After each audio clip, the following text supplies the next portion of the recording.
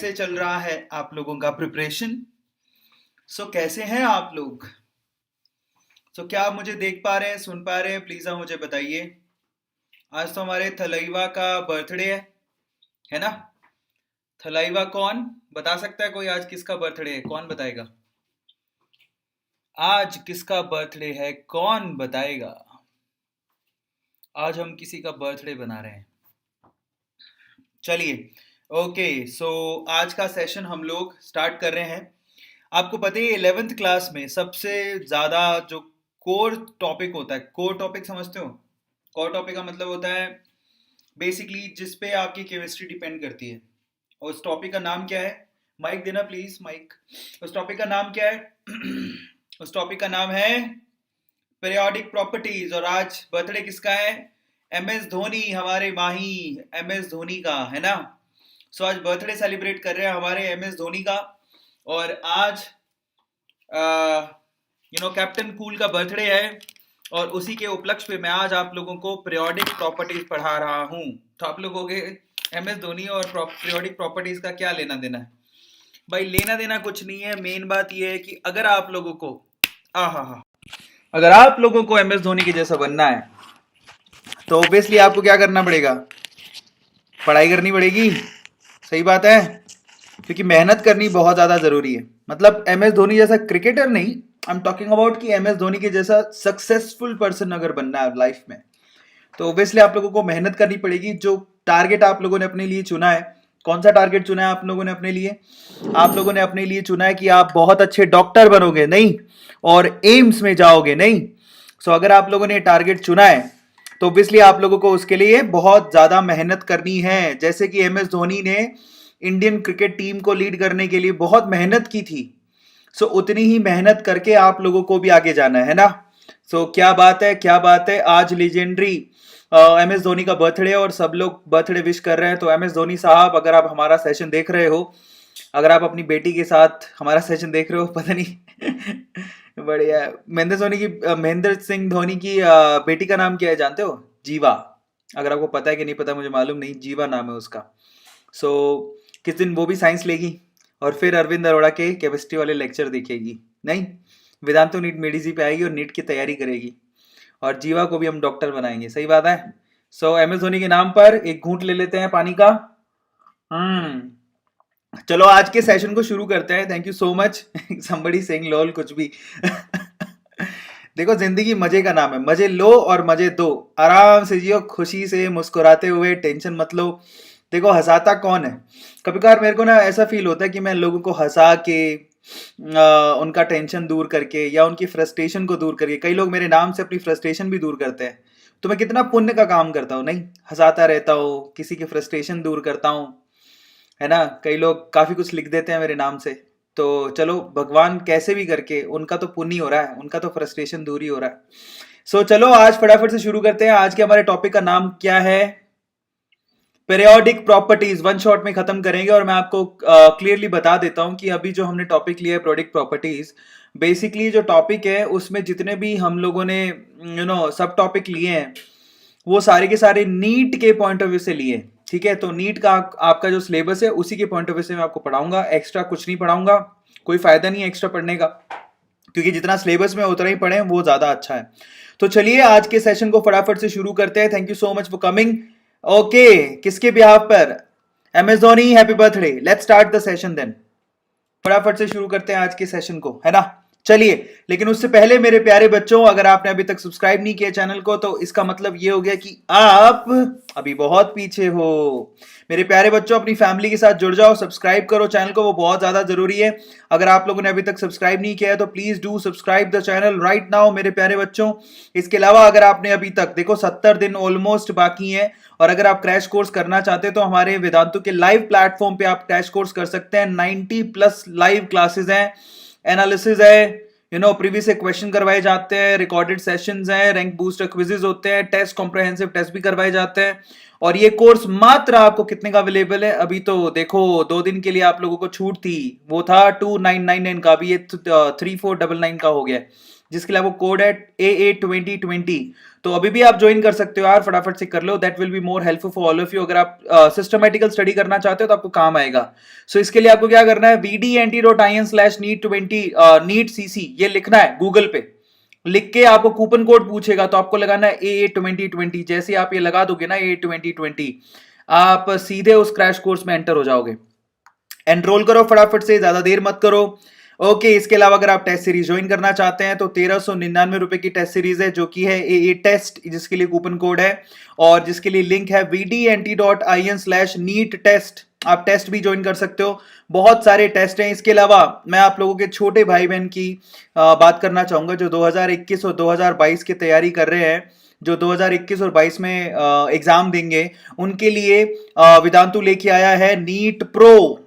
Yes, long term course guys, long term course, live interactive classes, test series, analysis, assignments, notes, सब कुछ है उस पे। इसके लिए आपको गूगल पे जाके लिखना है vdnt.in/YT Pro, है ना। सो आपको वहां पर मैं आपको थोड़ा सा क्लैरिटी दे देता हूं। एक महीने का फीस है 6,999, लेकिन अगर आप 3 महीने की बात करें तो वो मात्र 5,666 रुपए पर मंथ है। लेकिन अगर आप 6 महीने का डिस्क्रिप्शन सब्सक्रिप्शन लेते हो तो वो 4,667 रुपीज का है। लेकिन 12 महीने का तो बहुत ही सस्ता है। तो 12 महीने का कितना है, मात्र 2,650 रुपए है गाइस। सो अगर आपने अभी तक भी नहीं लिया है तो आप 12 महीने का अपने 2,650 रुपए का पर मंथ का सब्सक्रिप्शन अपने भाई को दिलाकर उसकी जिंदगी संवार सकते हो, है ना। तो इसके लिए आपको क्या करना है, vdnt.in/YT Pro लिखना है और कूपन कोड यूज करना है AA Pro। यस, और आपको अच्छा खासा डिस्काउंट वहां पर मिल जाएगा। चलिए, बहुत सारे बच्चे ज्वाइन कर चुके हैं तो आज के सेशन को शुरू करते हैं। आज के सुबह के सेशंस आप लोगों को पता ही है, 2 गरिमा के सेशन हुए थे, उसके बाद 2 गौरव के सेशन, उसके बाद एक शाम को आप लोगों ने एक और सेशन देखा ना, एवोल्यूशन और पीरियोडिक प्रॉपर्टीज, मेरे साथ धूम में देख रहे हैं। इसके अलावा टेलीग्राम के ग्रुप को ज्वाइन करना मत भूलिएगा, ये हमारा एक ही ऑफिशियल टेलीग्राम ग्रुप है, that is Vedantu NEET official. फटाफट से ज्वाइन कर लो यार, किसका वेट कर रहे हो यार। चलो लेट्स धूम मचाएं, चलो फटाफट से धूम मचाते हैं। सो पीरियोडिक प्रॉपर्टीज ये हमें आज एक ही शॉट में खत्म करना है और मेरे वॉरियर्स आई थिंक तैयार होंगे एकदम अपनी स्वॉर्ड लेके। आपकी स्वॉर्ड क्या होती है, आपकी स्वॉर्ड होती है यस आपके कॉपी, आपकी पेन। आप फटाफट से कॉपी पेन लेके बैठ जाओ क्योंकि जो जो इंपॉर्टेंट चीजें हैं उनको अपने को नोट डाउन करना है। आज का हमारा टॉपिक है पीरियोडिक प्रॉपर्टीज। देखो भैया, सबसे पहले तो सबसे इंपॉर्टेंट चीज बात ये है कि अगर आपको वाकई में केमिस्ट्री को समझना है तो आप लोगों को पूरी पीरियोडिक टेबल जो दी हुई होती है उसको अच्छे से समझने की जरूरत है, क्योंकि वो आपको बहुत डीप नॉलेज देती है और वो समझाती है कि केमिस्ट्री एक्चुअली केमिस्ट्री का बेस क्या है। Are you getting my point? वहां से आप केमिस्ट्री को समझना शुरू करते हो कि एक्चुअली केमिस्ट्री का बेस क्या है। मैं आपको आपकी जानकारी के लिए बता देता हूं कि उस पीरियोडिक टेबल को बनाने में 200 साल लगे थे। 200 साल, 200 ईयर्स लग गए थे, 200 साल। और मैं आपको एक और चीज बताता हूं, आई थिंक वो हमारे पूरी की पूरी ह्यूमन काइंड के लिए पीरियोडिक टेबल जो है वो सबसे बेहतरीन इन्वेंशन माना जाता है। क्योंकि आप सोचिए कि इतने सारे एलिमेंट को अरेंज करना एक बहुत दुविधाजनक बात है ना। वो भी एक टेबल में ऐसे अरेंज कर देना कि सब एक दूसरे से कोई ना कोई जो है एक दूसरे से रिलेट करता, प्रॉपर्टीज रिलेट करती हैं, बहुत इंपॉर्टेंट है। तो सबसे पहले तो हम लोग ये समझेंगे कि अपन क्लासिफाई करते क्यों है, एलिमेंट्स जो हमारे डिस्कवर हुए थे उनको क्लासिफाई करने की जरूरत क्यों पड़ी, सवाल ये है। तो मैं आपको बताता हूं, सन 1800 में मात्र 31 एलिमेंट डिस्कवर हुए थे। सन 1800 तक 31 एलिमेंट डिस्कवर हुए थे। 1865 तक 63 एलिमेंट डिस्कवर हो गए थे और 2016 तक जो आप मॉडर्न पीरियोडिक टेबल देखते हो उसमें 118 एलिमेंट आप लोगों को पीरियोडिक टेबल में दिखाई देते हैं। होने को तो और भी हो गए हैं, लेकिन 118 एलिमेंट की पीरियोडिक टेबल आप लोग पढ़ते हो, समझ में आता है। अब देखो जरा सोचो कि 118 एलिमेंट को ऐसे दे देते, लो बेटा थाली में परोस के लड्डू के जैसे, तो आपको भी कुछ समझ में नहीं आता। तो उन्होंने इतना दिमाग लगाया ताकि आप पीरियोडिक टेबल को याद भी कर सको और जो एलिमेंट सेम प्रॉपर्टीज रखते हैं वो एक ही ग्रुप में आए या एक ही पीरियड में आए, कुछ ना कुछ उनमें समानताएं हो, उन प्रॉपर्टीज मैच करती हो, इस तरह से उन्हें अरेंज किया गया। जैसे आपको मैं बोलूं कि चलो अपनी ना मम्मी ने आज आप लोगों को, आपके पापा ने आप लोगों को आज एक अलग अलग अलमारी खरीद के दी है। मान लो घर पे 2 भाई मैंने अलग अलग अलमारी खरीद के दी है ना। चिंटू को अलमारी दी है लोहे वाली और मिंटू को अलमारी दी है दूसरे लोहे वाली, मतलब दे दी, दोनों को दे दी ऐसे मान लो। तो चिंटू और मिंटू 2 भाई बहन है, उनको अलमारी दे दी। अब देखो होता कुछ यूं है, वो अलमारियां आपको क्यों दी, ताकि चिंटू की अलमारी में चिंटू की बुक्स मिले, चिंटू की अलमारी में चिंटू के कपड़े मिले, चिंटू की अलमारी में चिंटू की सॉक्स मिले, चिंटू की अलमारी में चिंटू की चट्टी मिले, आ रहा है समझ में? और मिंटू की अलमारी में मिंटू का सामान मिले। Are you getting my point? तो ये क्यों किया गया? और उसमें भी चिंटू और मिंटू को बोला गया कि तुम्हें जो सामान दिया गया है उसे तुम अलमारी में अपने हिसाब से लगा लो। तो सबने क्या किया, एक बॉक्स बनाया केमिस्ट्री का, एक बॉक्स बनाया फिजिक्स का, एक बॉक्स बनाया बायो का। उसमें केमिस्ट्री में केमिस्ट्री की बुक्स होंगी, फिजिक्स में फिजिक्स की बुक होंगी, बायो में बायो की बुक होंगी, नीचे वाले अलमीरा में कपड़े होंगे, सबसे नीचे वाले अलमीरा में वो चड्डियां सॉक्स और ये सब रखेगा। आ रहा है समझ में? तो ये सबसे नीचे वाले में रखेगा। तो उसने सिस्टम तय कर लिया ताकि अगली बार उसे कुछ ढूंढना नहीं पड़े जब इमरजेंसी होगी। तो इसको कहते हैं एक सिस्टमैटिकल अरेंजमेंट। कल को उसे सुबह मान लो कि 7:30 स्कूल लगती है और भाई साहब अपने उठे हैं 7:25 पे, तो कम से कम चड्डी तो बदलेगा। अब भागते हुए उसको अलमारी में अगर चड्डी नहीं मिली उसकी तो बदलेगा कैसे? तो इसीलिए उसने सारे इंतजाम पहले से करके रख दिए। So this is called systematical arrangement, जिससे आपका क्या होता है, सिस्टमैटिकल अरेंजमेंट अगर आप करते हो तो चीजें ढूंढनी आसान हो जाती हैं। सो इसी वजह से हमने क्या किया, इन सारे पीरियोडिक एलिमेंट्स को उनकी पीरियोडिक प्रॉपर्टीज के हिसाब से अरेंज किया। इनमें अरेंज करने में बहुत लोगों का नाम आता है, लेकिन सबसे ऊपर नाम आता है दिमित्री मेंडलीव का। याद है दिमित्री मेंडलीव का? लेकिन दिमित्री मेंडलीव ने जो मेहनत की थी वो एटॉमिक मास के हिसाब से अरेंज करके करी थी।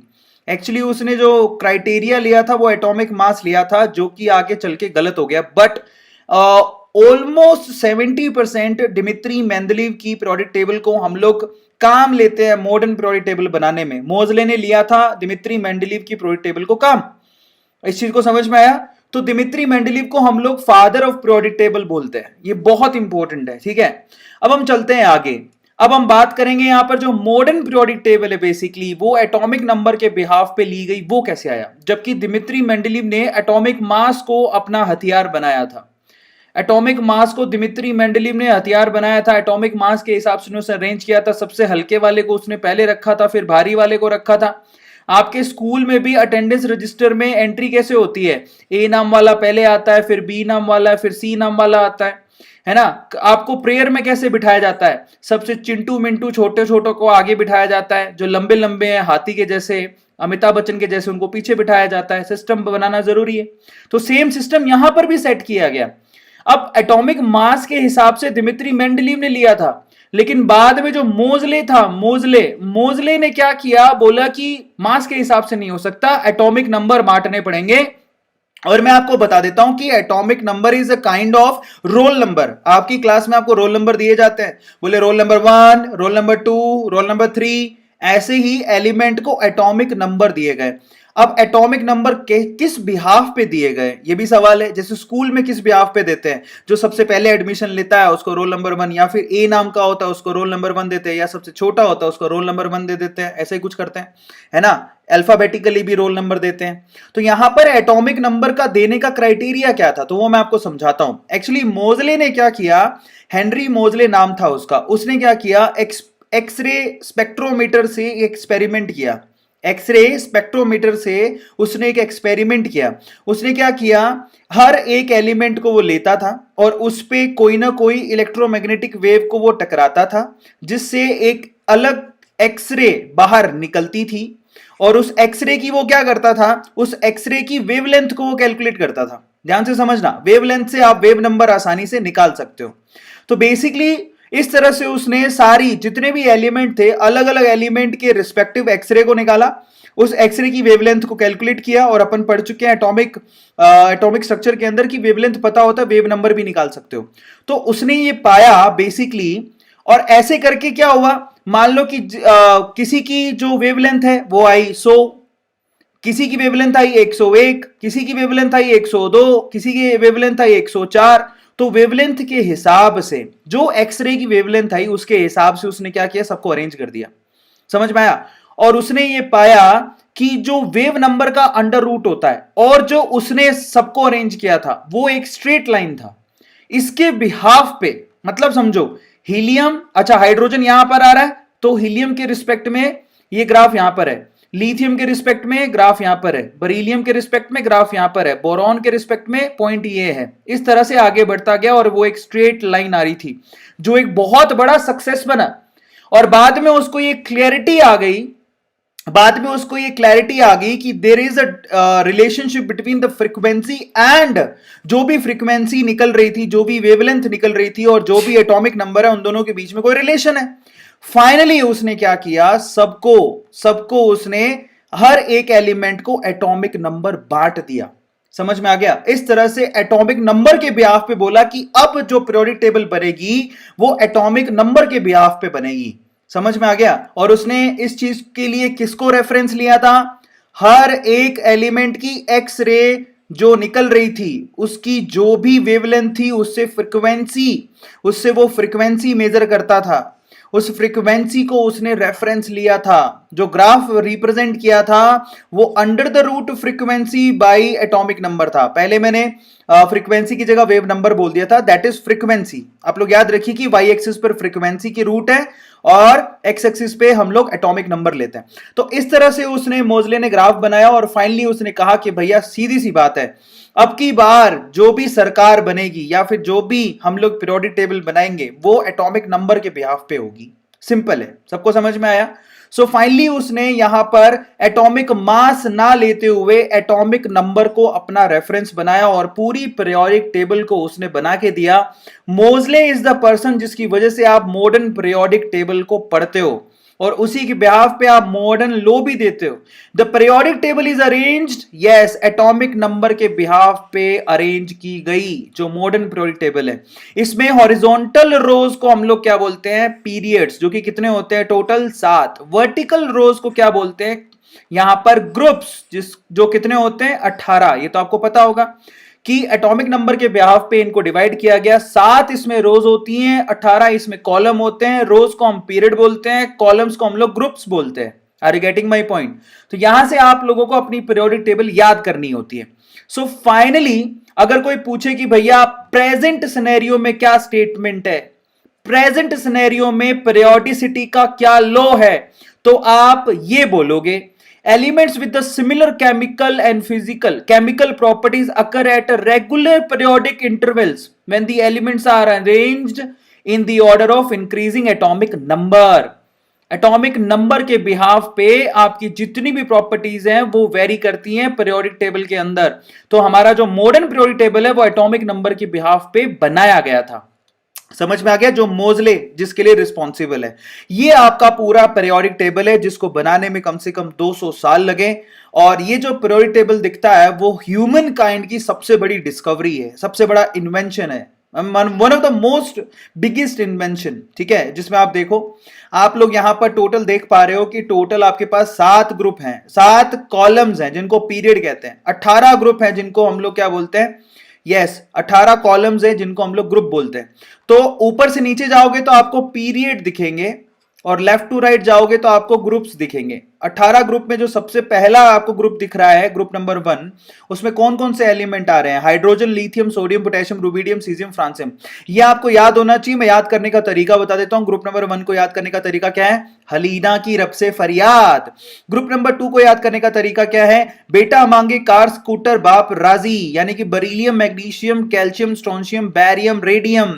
फिर उसके बाद हमारे पास आता है ग्रुप नंबर 13। कैसे याद करते हैं? बैंगन, आलू, गाजर इन थैला, यानी कि boron, aluminium, gallium, indium, thallium. उसके बाद ग्रुप नंबर 14 कैसे याद करते हैं? कौन सी? गीता, स्नेहा, प्रभा, यानी कि carbon, silicon, germanium, tin and lead. उसके बाद ग्रुप नंबर 15 कैसे याद करते हैं? नापी ऐसे सबके बीच, आई एम टॉकिंग अबाउट पानी, nitrogen, phosphorus, arsenic, antimony, bismuth. उसके बाद ग्रुप नंबर 16 कैसे याद करते हैं? ओ स्टाइल से टीपो, oxygen, sulphur, selenium, tellurium, polonium. Group number 17 कैसे याद करते हैं? दैट इज फिरकल, बहाराई, aunty, that is fluorine, chlorine, bromine, iodine, astatine. और ग्रुप नंबर 18 कैसे याद करते हैं? ग्रुप नंबर 18 याद करते हैं हीना, नीना और करीना का एक्सरे रंगीन।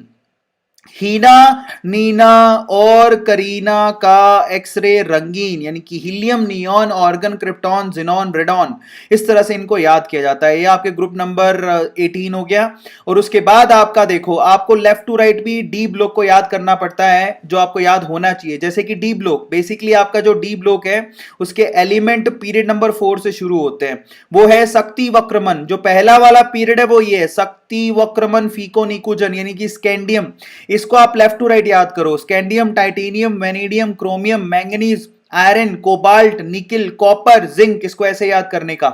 उसके बाद उसके नीचे वाली रो कैसे याद करोगे, उसके नीचे वाली जस्ट रो को देखो, मैं यहां से हट जाता हूं।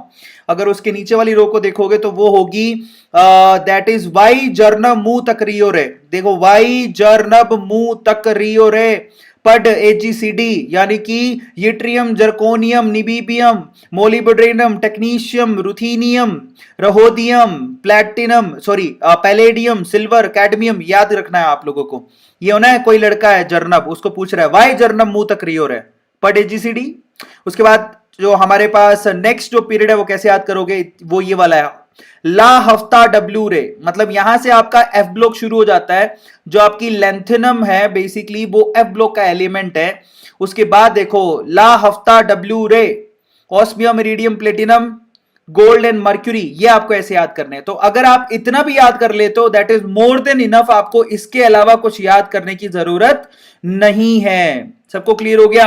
तो आप लोग देखो, ऊपर से नीचे तक आप लोग याद करो, किसको याद करोगे ऊपर से नीचे तक? तो आपको याद करना है हमारे ये वाले एलिमेंट जो हैं ग्रुप वाले, ग्रुप नंबर 1, 2, 13, 14, 15, 16, 17, 18, उसको ऊपर से नीचे याद करना है। दाएं से बाएं किसको याद करोगे? डी ब्लॉक की पीरियड नंबर 4, 5, 6, बस इतना बहुत है। अगर आपने इतना याद कर लिया that is more than enough. अब मैं आपको कुछ और प्रॉपर्टीज बताता हूं, मेरी बात को ध्यान से सुनना और सब लोग अपनी कॉपी के अंदर लिख लो। ये जो पीरियोडिक टेबल दिखती है उसमें जो ग्रुप नंबर 1 है उसको बोलते हैं एल्कली मेटल, प्लीज आप याद कर लो, इस पे सवाल आते हैं। दूसरे वाले को बोलते हैं एल्कलाइन अर्थ मेटल, क्या बोलते हैं? Alkaline earth metal. फिर उसके बाद ग्रुप नंबर 16 को बोलते हैं चेल्कोजन, क्या बोलते हैं? चेल्कोजन, ठीक है। उसके बाद ग्रुप नंबर 17 को बोलते हैं हेलोजन, क्या बोलते हैं? हेलोजन। उसके बाद ग्रुप नंबर 18 को क्या बोलते हैं? नोबल गैसेस, क्या बोलते हैं? Noble gases. उसके बाद डी ब्लॉक को क्या बोलते हैं? डी ब्लॉक कहा जाता है ट्रांजिशन एलिमेंट्स, क्या कहा जाता है? Transition element. एफ ब्लॉक के एलिमेंट को क्या कहते हैं? Inner transition element. उसके अलावा जो ग्रुप नंबर 11 दिख रहा है, कौन सा वाला? कॉपर, सिल्वर, गोल्ड, इनको बोलते हैं हम लोग coinage metal, coin as metal, ठीक है। उसके बाद ये जो यूरेनियम के बाद दिख रहा है, ठीक है, यूरेनियम के बाद जो एलिमेंट दिख रहे हैं उनको बोलते हैं ट्रांस यूरेनिक, क्या बोलते हैं? Transuranic. तो आप लोग ये याद कर लो, group number 1 alkali metal, group number 2 alkaline earth metal, उसके बाद ग्रुप नंबर 3 से लेके ग्रुप नंबर 12 तक ट्रांजिशन मेटल, 13 को boron family, 14 carbon family, 15 pnictogen family, ये भी नोट डाउन कर लो, निकटोजन फैमिली, निकटोजन पी लगता आगे, निकटोजन फैमिली। 16 को चेल्कोजन, 17 को हेलोजन, उसके बाद नोबल गैस, ठीक है। ये जो ग्रुप नंबर 11 दिख रहा है उसको कोइनेज मेटल कहते हैं, ठीक है। और उसके बाद ग्रुप नंबर 12 भी बहुत इंटरेस्टिंग है। ग्रुप नंबर 12 को क्या बोलते हैं हम लोग? ग्रुप नंबर 12 को बोलते हैं स्यूडो ट्रांजिशन एलिमेंट, लिख लो। ग्रुप नंबर 12 को बोलते हैं स्यूडो ट्रांजिशन एलिमेंट, क्या बोलते हैं? स्यूडो ट्रांजिशन एलिमेंट, याद रखोगे। ये जो आपको बैंगनी कलर में, पर्पल कलर में दिख रहे हैं वो मेटलोइड्स हैं।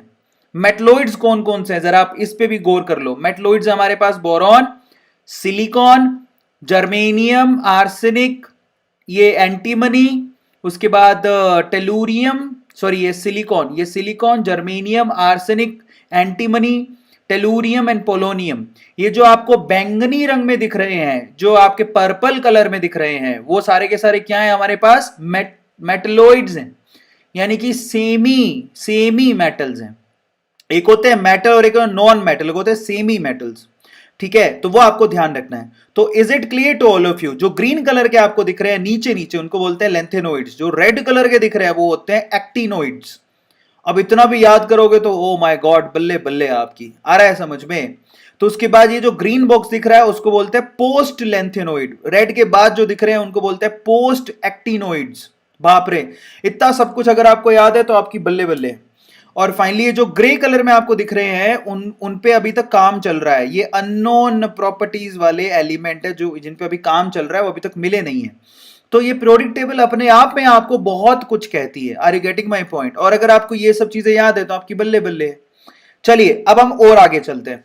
अब classification of modern periodic table block के हिसाब से जरा पढ़ते हैं, ब्लॉक वाइज पढ़ते हैं। तो आप जरा देखिए, ब्लॉक वाइज अगर देखें तो पूरी पीरियोडिक टेबल को 4 ब्लॉक्स में डिवाइड किया गया है। पहला एस ब्लॉक, फिर उसके बाद पी ब्लॉक, उसके बाद डी ब्लॉक, उसके बाद एफ ब्लॉक। ये तो आपको पता ही है, ठीक है। 4 ब्लॉक्स में डिवाइड किया गया। मैक्सिम देखो मजे की बात, क्योंकि एस की बात करें तो एस सबशेल ऐसा होता है जिसमें आप मैक्सिमम 2 इलेक्ट्रॉन भर सकते हो, है ना। तो उसमें 2 ही ग्रुप होते हैं, ये क्राइटेरिया है।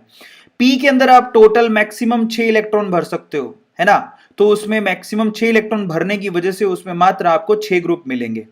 डी ब्लॉक में मैक्सिमम आप 10 इलेक्ट्रॉन भर सकते हो, तो उसमें आपको 10 ग्रुप मिलेंगे। और एफ सबशेल के अंदर आप टोटल, ये ऑर्बिटल नहीं लिखिएगा, सबशेल लिखिएगा। सबशेल के अंदर आपको टोटल 14 इलेक्ट्रॉन आप भर सकते हो, इसलिए वहां पर 14 ग्रुप आपको दिखेंगे। अब आप कहोगे कि ये सब क्या है, तो आप इस पीरियोडिक टेबल को गौर से देखो। फिर से सब लोग ध्यान से देखना, मैं छोटी सी चीज बता रहा हूं, उसके बाद हम लोग आगे चलेंगे। तो मेरी बात ध्यान से सुनो। इन दोनों को मिला के क्या बोलते हैं? ये दोनों मिला के बोलते हैं एस ब्लॉक। अभी थोड़ी देर पहले ही बोला था, क्योंकि एस ब्लॉक में 2 ही ग्रुप होते हैं, क्योंकि एस में 2 ही इलेक्ट्रॉन भरे जा सकते हैं। अब यहां से 13 से लेके 18 तक इसको बोलते हैं पी ब्लॉक। अब आप पी ब्लॉक में टोटल 6 ग्रुप दिखेंगे आपको, ठीक है। एस ब्लॉक में 2 ग्रुप दिखे, पी ब्लॉक में 6 ग्रुप, डी ब्लॉक में आपको 10 ग्रुप दिखेंगे। ये टोटल ग्रुप काउंट कर लो, ये 10 हैं। ये डी ब्लॉक है, 10 ग्रुप दिखेंगे। और जब नीचे नीचे आप देखोगे, बड़ी बड़ी सी लाइन जो दिखाई दे रही है आपको, जो बिल्कुल नीचे देखोगे, ये आपका एफ ब्लॉक है। इसमें टोटल 14 आप लोगों को कॉलम दिखाई देंगे। ये एफ ब्लॉक है, जिसको इनर ट्रांजिशन मेटल भी कहते हैं। ये आपके टोटल 14 आप लोगों को रोज दिखाई देंगी, सॉरी कॉलम्स दिखाई देंगे, 14 कॉलम्स, है ना। तो ये इसकी हम लोग बात कर रहे थे, जो मैं आप लोगों को बता रहा था। चलिए अब आपको मालूम पड़ गया। अब आप जरा गौर से देख करो, जो एस ब्लॉक वाले एलिमेंट होते हैं उनको एस ब्लॉक वाले एलिमेंट क्यों कहते हैं? क्योंकि उनका लास्ट इलेक्ट्रॉन एनएस यानी कि एस में भरा जाता है। अगर एल्कली मेटल की बात करें तो उसमें लास्ट इलेक्ट्रॉन भरा जाएगा NS1 में, मतलब NS1 लास्ट इलेक्ट्रॉन NS1 होगा। लास्ट इलेक्ट्रॉन जो एक इलेक्ट्रॉन बचा वो S में भरा जाएगा, और मात्र एक ही इलेक्ट्रॉन भरा जाएगा S में। जबकि अगर हम लोग ग्रुप नंबर 2 की बात करें तो इनका लास्ट इलेक्ट्रॉन का कॉन्फ़िगरेशन वो होगा NS2। इनका जनरलाइज इलेक्ट्रॉनिक कॉन्फ़िगरेशन होगा NS2। तो जरा गौर से देखो, हाइड्रोजन की बात करें तो इसका एक ही इलेक्ट्रॉन होता है और उसका कॉन्फ़िगरेशन होता है 1s1। लिथियम की बात करें तो 2s1, सोडियम की बात करें तो 3s1। इसी तरह से ग्रुप नंबर 2 में आ जाओ, बरीलियम की बात करें तो इसका होता है 2s2, मतलब ये NS2। यहां पर n क्या है? अगर मैं बोल रहा हूं कि ग्रुप नंबर 1 का जनरलाइज इलेक्ट्रॉनिक कॉन्फ़िगरेशन होता है NS1, ग्रुप नंबर 2 का होता है NS2, तो यहां पर n है क्या? n है पीरियड नंबर। क्या है ये? Period number. अगर आपको पीरियड नंबर पता है तो आप लास्ट इलेक्ट्रॉन बड़े आसानी से लिख सकते हो। मैग्नीशियम के केस में 3s2, कैल्शियम के केस में 4s2, इस तरह से इसको लिखा जाता है। Is this clear to all of you? चलिए अब हम पी ब्लॉक की बात करते हैं। पी ब्लॉक में जो अगर हम 13 नंबर ग्रुप की बात करें तो उसका जनरलाइज इलेक्ट्रॉनिक कॉन्फ़िगरेशन होता है, कौन बताएगा इसका जनरलाइज इलेक्ट्रॉनिक कॉन्फ़िगरेशन क्या होता है? कोई बता सकता है? जैसे कि अगर हम लोग बात करें चलो बोरॉन की, तो टोटल 5 इलेक्ट्रॉन होते हैं। कैसे भरोगे? 1s2, उसके बाद 2s2 और उसके बाद भरा जाता है 2p1। तो इसका जनरलाइज इलेक्ट्रॉनिक कॉन्फ़िगरेशन होता है, जरा आप ध्यान से देखो, NS2 एंड NP1। ये इसका जनरलाइज इलेक्ट्रॉनिक कॉन्फ़िगरेशन होता है 13 नंबर ग्रुप का। और N का मतलब क्या होता है? Period number. समझ में आ गया? NS2 NP1। इसी तरह से 14 नंबर ग्रुप का जनरलाइज इलेक्ट्रॉनिक कॉन्फ़िगरेशन क्या होता है? NS2 NP2। इसी तरह से 15 नंबर ग्रुप का क्या होता है? NS2 NP3। 16 का क्या होता है?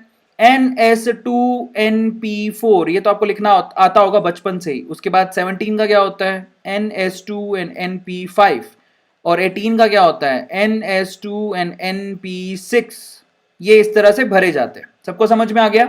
आई थिंक ये आपने बचपन में पढ़ लिया होगा। ये इनके जनरलाइज इलेक्ट्रॉनिक कॉन्फ़िगरेशन है। अगर पूरे पी ब्लॉक के पूछूं, अगर किसी ने आपसे ये पूछ लिया कि बताओ पूरे पी ब्लॉक का जनरलाइज इलेक्ट्रॉनिक कॉन्फ़िगरेशन क्या है, तो आप क्या बोलोगे? बोलोगे NS2, मतलब S में तो 2 इलेक्ट्रॉन आएंगे, उसी तरह से NP के अंदर 1 से लेके 6 तक कितने भी इलेक्ट्रॉन आ सकते हैं, that depends upon the group. आया समझ में? तो ये NS2 NP126 ये इसका जनरलाइज इलेक्ट्रॉनिक कॉन्फ़िगरेशन है in the case of, yes, in the case of P block. इसी तरह से ट्रांजिशन एलिमेंट की बात करो तो ट्रांजिशन एलिमेंट का जनरलाइज इलेक्ट्रॉनिक कॉन्फ़िगरेशन नीचे नीचे लिखा हुआ है, वो होगा NS2 and N-1 D1 to 10। ये सवाल बहुत पूछे जाते हैं। अब ये D1 to 10 का मतलब क्या है, जरा आप देखो। मान लो कि आपको बोला चलो ना एक काम करिए सर, अभी ना आप एक तो हमें लिख के दिखाइए क्रोमियम का इलेक्ट्रॉनिक कॉन्फ़िगरेशन और एक हमें लिख के दिखाइए कॉपर का इलेक्ट्रॉनिक कॉन्फ़िगरेशन। तो क्रोमियम का एटॉमिक नंबर कितना होता है? 24। कॉपर का कितना होता है? 29। अब कहते हैं इनके इलेक्ट्रॉनिक कॉन्फ़िगरेशन को लिखिए, तो कैसे लिखोगे? ऑर्गन तक तो 18 हो गए, उसके बाद 24 भरने हैं, उसके बाद क्या करोगे? 3D के अंदर कितने लिखे जाते हैं? 5। और 4s में कितना आता है? 1। ये एक एक्सेप्शन है बाय द वे। तो ये जो एक्सेप्शन है क्रोमियम एंड कॉपर, ये जनरलाइज ये जो फॉर्मूला है उसको तोड़ता है, क्योंकि जनरलाइज फॉर्मूला तो आपको ये कहता है कि NS में 2 इलेक्ट्रॉन होने चाहिए, लेकिन क्रोमियम में ऐसा नहीं होता। तो क्रोमियम एक एक्सेप्शन है जहां पर 4s में एक ही इलेक्ट्रॉन भरा हुआ है। समझ में आ रहा है? NS, N क्या है यहां पर? आखिरी इलेक्ट्रॉन का ये जो N है बेसिकली आखिरी इलेक्ट्रॉन कौन से शेल में भरा गया, ये वो है। आया समझ में? इसी तरह से चलो कॉपर की बात कर लेते हैं। If we talk about copper, तो उसका इलेक्ट्रॉनिक कॉन्फ़िगरेशन क्या होता है? ऑर्गन, उसके बाद 3D में होता है 10 और 4s में कितना होता है? 4s में होता है 1। तो ये भी एक एक्सेप्शन है जो कि इसके जनरलाइज फॉर्मूले को तोड़ता है। बाकी सब जनरलाइज फॉर्मूले को यस फॉलो करते हैं। जैसे कि मान लो अगर मैं बोलूं चलो मैंगनीज का लिख के बताओ, तो मैंगनीज के लिए क्या लिखोगे? ऑर्गन तक 18 हो गया, 25 इसका इलेक्ट्रॉनिक 25 इसका एटॉमिक नंबर होता है।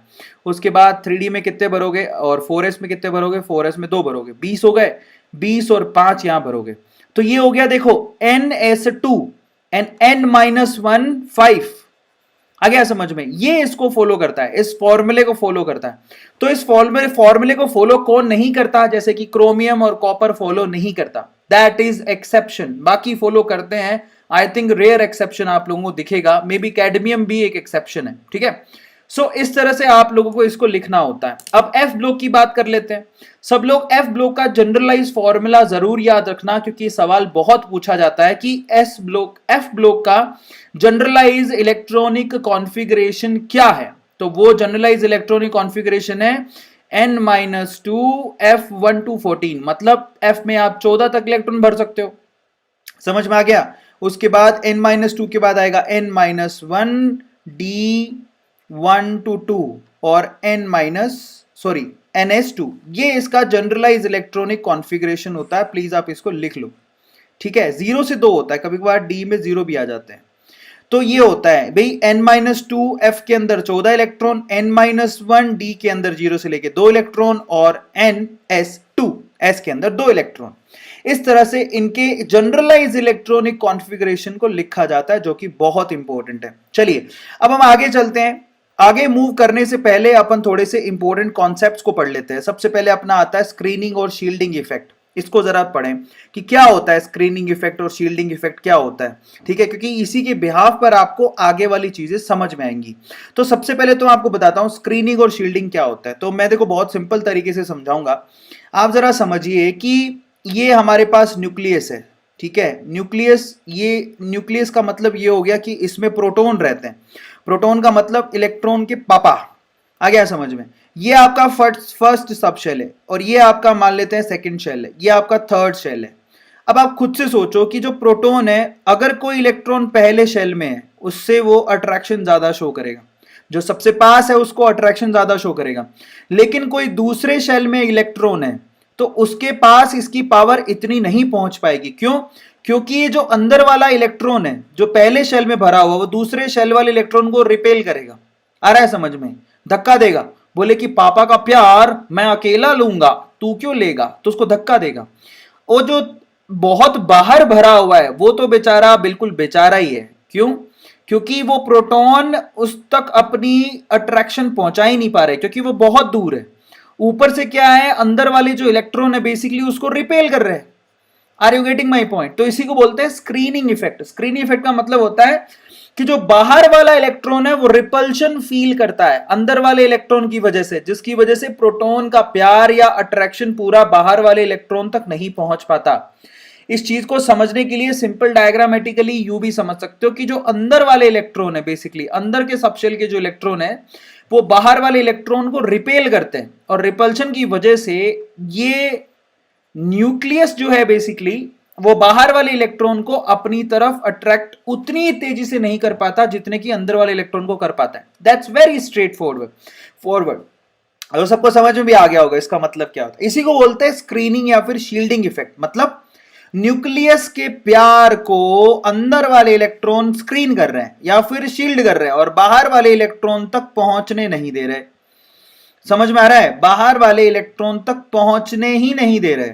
इसी को बोलते हैं स्क्रीनिंग या फिर शील्डिंग इफेक्ट। यह आप लोगों को ध्यान रखना है। अब मैं आपको थोड़ी सी और चीज बताता हूं। एक्चुअली आप लोग अगर देखोगे तो टोटल अगर आप चार्ज देखो, अब यहां पर थोड़े से फॉर्मूले की बात कर लेते हैं। एक्चुअली क्या होता है, अगर आप देखोगे कि कोई न्यूक्लियस लास्ट इलेक्ट्रॉन तक अपनी कितनी अट्रैक्शन पहुंचा रहा है वो किस पे डिपेंड करेगा, उसका एक्चुअल फॉर्मूला क्या होगा जरा आप चेक करो। अब आप क्या करते हो, देखो टोटल न्यूक्लियस चार्ज कैलकुलेट करो। Total nucleus charge yes atomic number के बराबर है। आपको भी पता है यार, जो एटॉमिक नंबर होता है उतने नंबर ऑफ प्रोटॉन होते हैं। अगर एटॉमिक नंबर मान लो कितना है, सोडियम का कितना होता है 11, तो नंबर ऑफ प्रोटॉन भी कितने होंगे 11। आ गया समझ में? और हम लोग सोचते हैं कि ये जो प्रोटॉन है, ये प्रोटॉन का इतना 11 प्रोटॉन का पूरा अफेक्शन आखिरी इलेक्ट्रॉन तक पहुंच रहा है, तो ये गलत है, ऐसा नहीं होता। और एक्चुअली जो इफेक्टिव न्यूक्लियस चार्ज है जिसको Z स्टार बोलते हैं वो कितना होता है, that is Z minus sigma. मतलब ये Z क्या है, ये है एटॉमिक नंबर, उसमें से सिग्मा को माइनस कर रहे हो, यानी कि स्क्रीनिंग कांस्टेंट को माइनस कर देते हो आप कि कितना स्क्रीनिंग हो रही है। समझो भाई 11, भले ही यहां पर 11 प्रोटॉन होंगे लेकिन 11 प्रोटॉन का पूरा प्यार आखिरी इलेक्ट्रॉन तक नहीं पहुंच रहा, तो फिर कितना पहुंच रहा है, उसमें से आप स्क्रीनिंग इफेक्ट को माइनस कर दोगे। इसी को स्क्रीनिंग कांस्टेंट भी कहते हैं। सबको समझ में आया? चलिए अब मैं आपको थोड़े से और चीजें बताता हूं। जो स्क्रीनिंग इफेक्ट होता है बहुत सारे फैक्टर पे डिपेंड करता है। पहला, number of inner shell electrons, अंदर कितने इलेक्ट्रॉन भरे हुए हैं। जितने ज्यादा इलेक्ट्रॉन होंगे बेसिकली स्क्रीनिंग इफेक्ट उतना ही ज्यादा होना चाहिए। पहली चीज तो ये होगा। इनर इलेक्ट्रॉन कितने हैं, जितने ज्यादा इनर इलेक्ट्रॉन होंगे आपकी स्क्रीनिंग इफेक्ट उतनी ज्यादा होगी। दूसरा, शेप ऑफ ऑर्बिटल। मैं आपको बता देता हूं कि एस ऑर्बिटल की स्क्रीनिंग सबसे ज्यादा होती है। ठीक है, तो आप लोग नोट डाउन कर लो, क्योंकि एस सबशेल बेसिकली न्यूक्लियस के सबसे पास होता है। उसके बाद होता है पी सबशेल। पी सबशेल की जो स्क्रीनिंग होती है वो पुअर होती है as compared to s. D और एफ की तो और भी गंदी होती है। मतलब अगर मैं कहूं कि डी और एफ के अंदर जो इलेक्ट्रॉन होते हैं उनकी स्क्रीनिंग अच्छी नहीं होती। समझ में आ गया? क्योंकि वो न्यूक्लियस के पास नहीं होते और ज्यादा डिफ्यूज्ड भी होते हैं। मतलब आप देखो कि एस बहुत ही ज्यादा कॉन्सेंट्रेटेड है, लेकिन पी देखोगे तो डंबल शेप है, ये डिफ्यूज्ड है। डी तो और भी डिफ्यूज्ड है और एफ तो हद ही डिफ्यूज्ड है। इस वजह से वो इतना ज्यादा स्क्रीनिंग नहीं कर पाते। अगर कोई सवाल पूछे कि सबसे ज्यादा स्क्रीनिंग किन इलेक्ट्रॉन्स की होती है, तो वो एस में भरे हुए इलेक्ट्रॉन्स की होती है। अगर एस में 2 इलेक्ट्रॉन भरे हुए हैं तो वो जबरदस्त स्क्रीनिंग दिखाते हैं, मतलब जबरदस्त पुशिंग करते हैं। ठीक है, अब अगर स्क्रीनिंग इफेक्ट की बात करें तो एस की सबसे ज्यादा होती है। और आप लोग याद रखो, स्क्रीनिंग इफेक्ट जो होता है ऊपर से नीचे जाने पर बढ़ता है। ये बहुत इंपॉर्टेंट है, क्योंकि यहां पर शेल बढ़ रहा है और अंदर इलेक्ट्रॉन भी बढ़ रहे हैं। ऊपर से नीचे जाने पर स्क्रीनिंग इफेक्ट बढ़ता है, दाएं से बाएं जाने पर स्क्रीनिंग इफेक्ट घटता है। ये आप नोट डाउन करिए, बहुत इंपॉर्टेंट कॉन्सेप्ट है। ऊपर से नीचे जाने पर स्क्रीनिंग इफेक्ट बढ़ता है, दाएं से बाएं जाने पर स्क्रीनिंग इफेक्ट घटता है। Is it clear? ये आप लोग याद रखिएगा। अब अपन इफेक्टिव न्यूक्लियस चार्ज की बात कर लेते हैं। इफेक्टिव न्यूक्लियस चार्ज अगर हम बात करें तो इफेक्टिव न्यूक्लियस चार्ज की बात हम लोग हमेशा लेफ्ट टू राइट ही करते हैं, टॉप टू बॉटम करने की जरूरत है ही नहीं। तो अगर लेफ्ट टू राइट की बात करें जहां पर इफेक्टिव न्यूक्लियस चार्ज की बात होती है, अब इफेक्टिव न्यूक्लियस चार्ज होता क्या है? इफेक्टिव न्यूक्लियस चार्ज का यही है जो आपने फॉर्मूला पता, Z star which is equal to Z minus sigma. आ रहा है समझ में? अब आप खुद से सोचना जरा कि Z स्टार को बोलते हैं इफेक्टिव न्यूक्लियस चार्ज। और अभी आप पढ़ के आए थे कि जो सिग्मा की वैल्यू है यानी कि स्क्रीनिंग इफेक्ट है वो लेफ्ट टू राइट जाने पर घटता है, तो इसका मतलब इफेक्टिव न्यूक्लियस चार्ज क्या होगा, इंक्रीज होगा। तो आपको ये मालूम होना चाहिए कि अगर हम लोग लेफ्ट टू राइट जाएं तो लेफ्ट टू राइट जाने पर इफेक्टिव न्यूक्लियस चार्ज इंक्रीज होता है क्योंकि स्क्रीनिंग इफेक्ट घटने लगता है। समझ में आ गया। और टॉप टू बॉटम जाने पर इफेक्टिव न्यूक्लियस चार्ज घटने लगता है क्योंकि स्क्रीनिंग इफेक्ट बढ़ने लगता है। यह चीज नॉर्मली आपको पता होनी चाहिए। चलिए अब हम यहां पर पीरियोडिक टेबल के ट्रेंड्स पढ़ेंगे, फिजिकल प्रॉपर्टीज को पढ़ेंगे जो कि बहुत इंपॉर्टेंट है। Let's start. सबसे पहले अपन बात करते हैं एटॉमिक रेडियाई की। ठीक है, अब आप देखना जरा ध्यान से, बहुत आसान है। सबसे पहले तो एटॉमिक रेडियाई निकालते कैसे, दो एटम के न्यूक्लियस के बीच की डिस्टेंस को हाफ कर दो। देखो दो एटम मान ली, उनके बीच की डिस्टेंस आ गई d, उसको आधा कर दो तो क्या होगा, एक एटम का रेडियस निकल के आ जाएगा। इसी तरह से निकाल पाएंगे हम लोग क्योंकि एक एटम बेसिकली एटम बहुत छोटा होता है जिसको आज तक किसी ने देखा ही नहीं है, तो बहुत ही स्पेक्यूलेटेड कैलकुलेशन होती है उसकी। अब जो एटॉमिक रेडियाई होती है जो आप निकालते हो वो तीन तरह की होती है। पहली होती है कोवेलेंट रेडियाई, दूसरी होती है मेटालिक रेडियाई, तीसरी होती है वेंडरवॉल्स रेडियाई। तो ये तीन तरह की रेडियाई आप लोगों को दिखती है, कोवेलेंट, मेटालिक एंड वेंडरवॉल्स। ठीक है, रेडियाई ये तीन तरह की होती है। अब कोवेलेंट रेडियाई किसके लिए कैलकुलेट करते हैं, कोवेलेंट बॉन्डेड एटम्स के लिए। मेटालिक रेडियाई किसके लिए कैलकुलेट करते हैं, मेटालिकली बॉन्डेड एटम्स के लिए। और वेंडरवॉल्स रेडियाई किसके लिए कैलकुलेट करते हैं, नोबेल गैस के लिए। ठीक है, स्पेशली नोबेल गैसेस के लिए वेंडरवॉल्स रेडियाई कैलकुलेट करते हैं। अब उसका मतलब समझो। आपको पता है कि कोवेलेंट रेडियस हम लोग काउंट करते हैं स्पेशली नॉन मेटल्स के लिए, यानी कोवेलेंटली बॉन्डेड। आपको पता है कि कोवेलेंट बॉन्ड कौन बनाते हैं, नॉन मेटल। और उसमें आपको यह भी पता है कि उसमें जो ऑर्बिटल्स होते हैं वो एक दूसरे से ओवरलैप करते हैं। जानते हो कि नहीं जानते हो। आपको पता होगा कि कोवेलेंट बॉन्ड बनाने में आप लोग इलेक्ट्रॉन की शेयरिंग करते हो, शेयरिंग करते हो तो ओवरलैपिंग होती है। अब ओवरलैपिंग की वजह से ये एरिया तो कॉमन है दोनों में। अब अगर आप यहां से बीच की डिस्टेंस कैलकुलेट करके डी से 2 से डिवाइड भी कर देते हो तो एक्चुअल रेडियस नहीं आती, लेकिन हमारे पास कोई चारा नहीं है। इसी को हम लोग कोवेलेंट रेडियस बोलते हैं। तो covalent radius basically non metals के लिए कैलकुलेट की जाती है जहां पर कोवेलेंट बॉन्ड बनते हैं और वहां पर ऑर्बिटल एक दूसरे से ओवरलैप करते हैं। समझ में आ गया। अब आते हैं metallic. Metallic radii metallic bond बनाने वाले एटम्स के लिए, जैसे कि अगर अपनो आयरन की बात करो, कॉपर की बात करो, तो वहां पर एटम जो होते हैं एक दूसरे से सटे हुए होते हैं, वहां पर एग्जैक्ट कैलकुलेशन कर सकते हो आप एटॉमिक रेडियस की। ठीक है, तो वहां पर कुछ नहीं करना, इनके दो न्यूक्लियस के बीच के डिस्टेंस ढूंढो, उसको 2 से डिवाइड कर दो। इसको मेटालिक रेडियाई बोलते हैं। एक होता है Van der Waals radii. Van der Waals radii basically, ये तो गलत दिख रहा है, बेसिकली वेंडरवॉल्स रेडियाई जो होता है ना, मैं आपको समझाऊं, वो स्पेशली हम लोग कैलकुलेट करते हैं नोबेल गैसेस के लिए। किसके लिए कैलकुलेट करते हैं, नोबेल गैसेस के लिए। अब वेंडरवॉल्स रेडियाई नोबेल गैसेस के लिए कैलकुलेट होती है और गैसेस एक दूसरे के साथ रहना पसंद नहीं करती, वो एक दूसरे से डिस्टेंस में रहती हैं। एक मिनिमम डिस्टेंस होती है, यह आपने पढ़ा होगा काइनेटिक थ्योरी ऑफ गैसेस में, कि एक हद के बाद वो वापस नहीं आते, एक हद के बाद पास नहीं आते। समझ में आ गया, दो गैस के मॉलिक्यूल एक हद के बाद पास नहीं आते। आ गया समझ में। तो जब वो पास नहीं आते तो अब अगर आपने इन दोनों के न्यूक्लियस के बीच का डिस्टेंस कैलकुलेट किया तो वो आप थोड़ा ज्यादा कैलकुलेट कर रहे हो। Are you getting my point. तो ये जो है बीच का ये जो एक्स्ट्रा एरिया वो भी कैलकुलेट हो गया। तो अगर मैं आपसे पूछूं कि सबसे ज्यादा रेडियस कौन सी कैलकुलेट होके आती है, तो वो होती है वेंडरवॉल्स रेडियस, जो सबसे ज्यादा कैलकुलेट होके आती है क्योंकि बीच की डिस्टेंस भी काउंट हो जाती है। मॉडरेट लेवल पे कौन सी कैलकुलेशन होती है, मेटालिक रेडियाई की मॉडरेट लेवल पे कैलकुलेशन होती है। सबसे कम कैलकुलेशन किसकी होती है, कोवेलेंट बॉन्ड, कोवेलेंट रेडियाई सबसे कम होती है क्योंकि वहां पर ओवरलैपिंग होती है। ये सवाल भी बहुत बार पूछा जाता है कि किस रेडियाई का डिस्टेंस ज्यादा होता है। मतलब यहां पर एक्स्ट्रा कैलकुलेशन कहां होती है, कुछ इंच एक्स्ट्रा, वो होती है वेंडरवॉल्स में। एग्जैक्ट कैलकुलेशन कहां होती है, मेटालिक रेडियाई में। और कोवेलेंट रेडियाई में तो कुछ इंच कम कैलकुलेशन होती है क्योंकि वहां पर ओवरलैपिंग होती है। Are you getting my point. तो ये सवाल काफी बार पूछा जाता है कि वेंडरवॉल्स रेडियाई सबसे ज्यादा होती है, फिर उसके बाद मेटालिक रेडियाई और फिर आती है कोवेलेंट रेडियाई। और ये आपको पता होना चाहिए, सवाल बहुत बार पूछा गया। Is it clear to all of you. चलिए अब जनरल ट्रेंड की बात करते हैं। अब आपको खुद को ही पता है यार, ऊपर से नीचे जाओगे तो शेल बढ़ता है, सिंपल सी बात है। अगर शेल बढ़ेगा तो एटॉमिक रेडियाई इंक्रीज होगी। समझ में आ गया? अगर दाएं से बाएं जाओगे तो यहां पर आपकी इफेक्टिव न्यूक्लियस चार्ज बढ़ने की वजह से एटॉमिक रेडियाई घटती है। वेरी सिंपल, बहुत सिंपल है। सो ऊपर से नीचे जाने पर एटॉमिक रेडियाई इंक्रीज होती है, दाएं से बाएं जाने पर एटॉमिक रेडियाई घटती है। अब उसके पीछे के लॉजिक क्या दिए जाते हैं? अगर हम लोग ऊपर से नीचे वाले का लॉजिक देखें तो वहां पर शेल बढ़ रहा है। एक तो शेल के इंक्रीज होने की वजह से होता है। अरे ऑब्वियसली यार, जब शेल 1 से 2 में जाएगा, 2 से 3 में जाएगा तो एटॉमिक रेडियाई बढ़ेगी। दूसरा, स्क्रीनिंग इफेक्ट भी इंक्रीज होता है।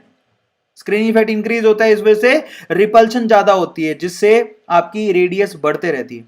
अगर हम लोग बात करें दाएं से बाएं तो वहां पर बोलोगे इफेक्टिव न्यूक्लियस चार्ज के बढ़ने की वजह से न्यूक्लियस क्या करता है? आखिरी इलेक्ट्रॉन को अपनी तरफ खींचता है और एटॉमिक रेडियाई घटने लगती है।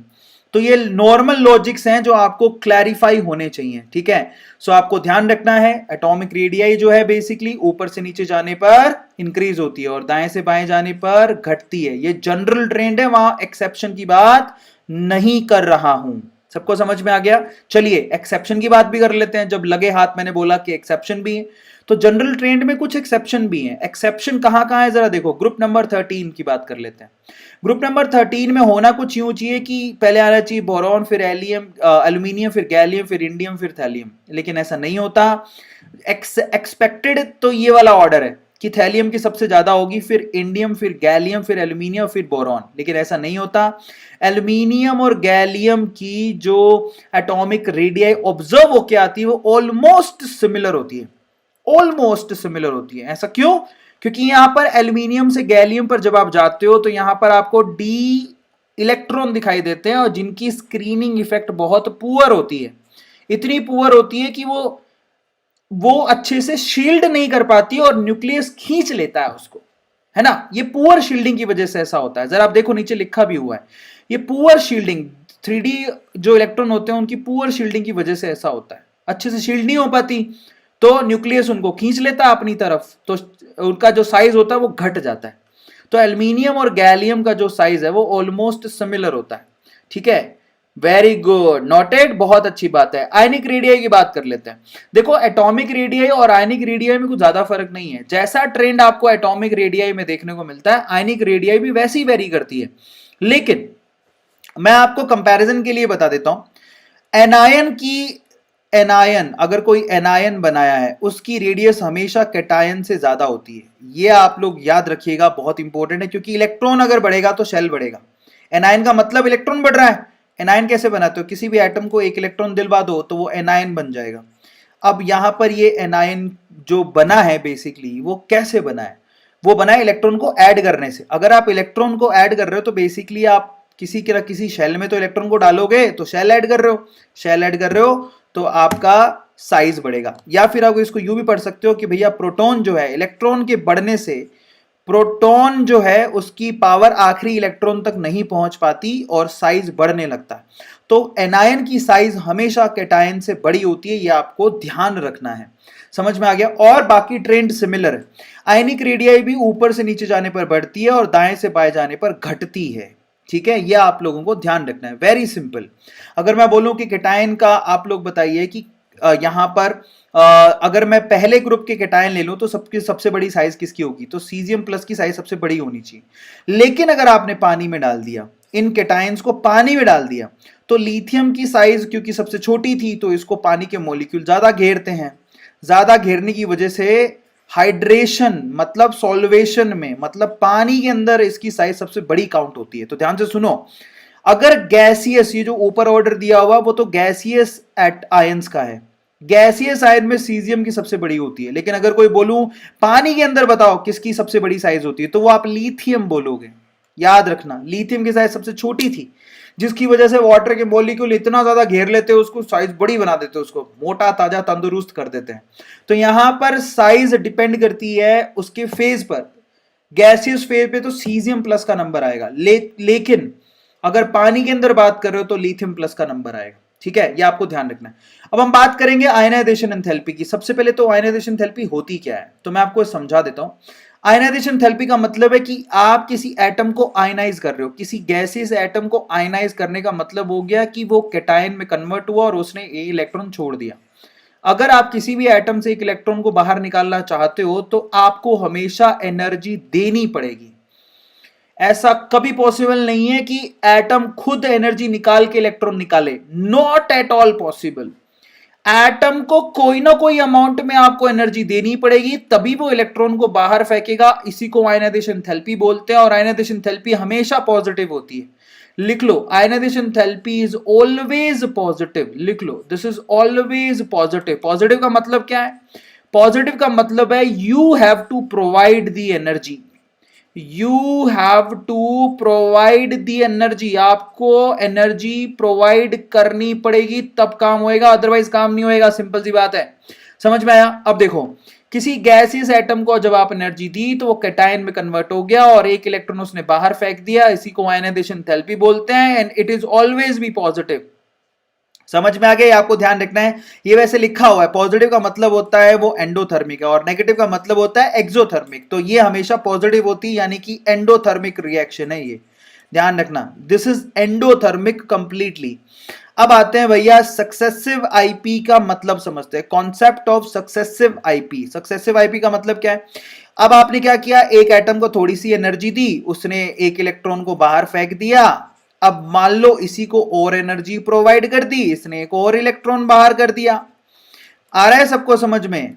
तो बेसिकली यहां पर हो क्या रहा है, पहले वाली एनर्जी को बोलते हैं IE1 यानी कि पहली आयनाइजेशन एंथैल्पी, दूसरे वाले को बोलते हैं IE2 यानी कि दूसरी आयनाइजेशन एंथैल्पी। तो यहां पर आयनाइजेशन एंथैल्पी दो है, इसी को बोलते हैं सक्सेसिव आयनाइजेशन एंथैल्पी। और आप याद रखिएगा कि जो दूसरी वाली आयनाइजेशन एंथैल्पी है वो हमेशा पहली वाली आयनाइजेशन एंथैल्पी से ज्यादा होती है, चाहे एटम कोई भी हो।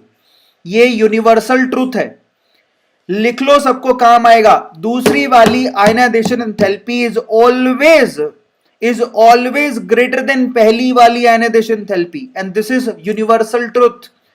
दूसरी वाली आयनाइजेशन एंथैल्पी हमेशा पहले वाली से ज्यादा होती है, दिस इज यूनिवर्सल ट्रूथ। इसमें कोई घाटा नहीं है, कोई नुकसान नहीं है, याद करने को याद कर लो। आया समझ में? जैसे एल्यूमिनियम की बात करो, एल्यूमिनियम अगर एक इलेक्ट्रॉन छोड़ेगा तो उसके लिए जो एनर्जी लगी I1, दूसरा छोड़ेगा तो उसके लिए जो एनर्जी लगी IE2, तीसरा छोड़ेगा तो उसके लिए एनर्जी लगी IE3, चौथा छोड़ना उसके लिए पॉसिबल नहीं है। फिर भी अगर छुड़वाना चाहते हो तो दुनिया में तो सारे काम हो सकते हैं भैया, जबरदस्ती करोगे, ज्यादा हीट करोगे तो कुछ भी हो सकता है। समझ में आया? तो उसको IE4, इन्हीं को हम लोग सक्सेसिव आयनाइजेशन थेरेपी बोलते हैं। समझ में आ गया? और हमेशा दूसरे वाली पहले वाली से ज्यादा होती है, तीसरे वाली दूसरे वाली और पहले वाली से ज्यादा होगी, चौथे वाली तीसरे दूसरे और पहले से ज्यादा होगी। तो जो आगे एनर्जी की रिक्वायरमेंट है वो हमेशा बढ़ते रहती है, यह आप लोगों को ध्यान रखना है।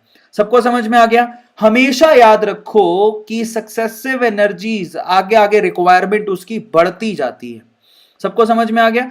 और चौथे वाली एनर्जी की रिक्वायरमेंट तो इतनी ज्यादा होगी, हद से ज्यादा। क्यों? क्योंकि तीन इलेक्ट्रॉन निकालने के बाद आपका जो एल्यूमिनियम है बेसिकली वो स्टेबल इलेक्ट्रॉनिक कॉन्फ़िगरेशन में पहुंच चुका है। अगर मैं बोलूं कि Al+3 का इलेक्ट्रॉनिक कॉन्फ़िगरेशन बताओ तो बोलोगे 2-8, क्योंकि Al+3 में 10 ही इलेक्ट्रॉन होते हैं। इसको नोबेल कॉन्फ़िगरेशन बोला जाता है, और नोबेल कॉन्फ़िगरेशन में अब वो इलेक्ट्रॉन छोड़ना पसंद नहीं करेगा। समझ में आ रहा है? तो बहुत एनर्जी देनी पड़ेगी।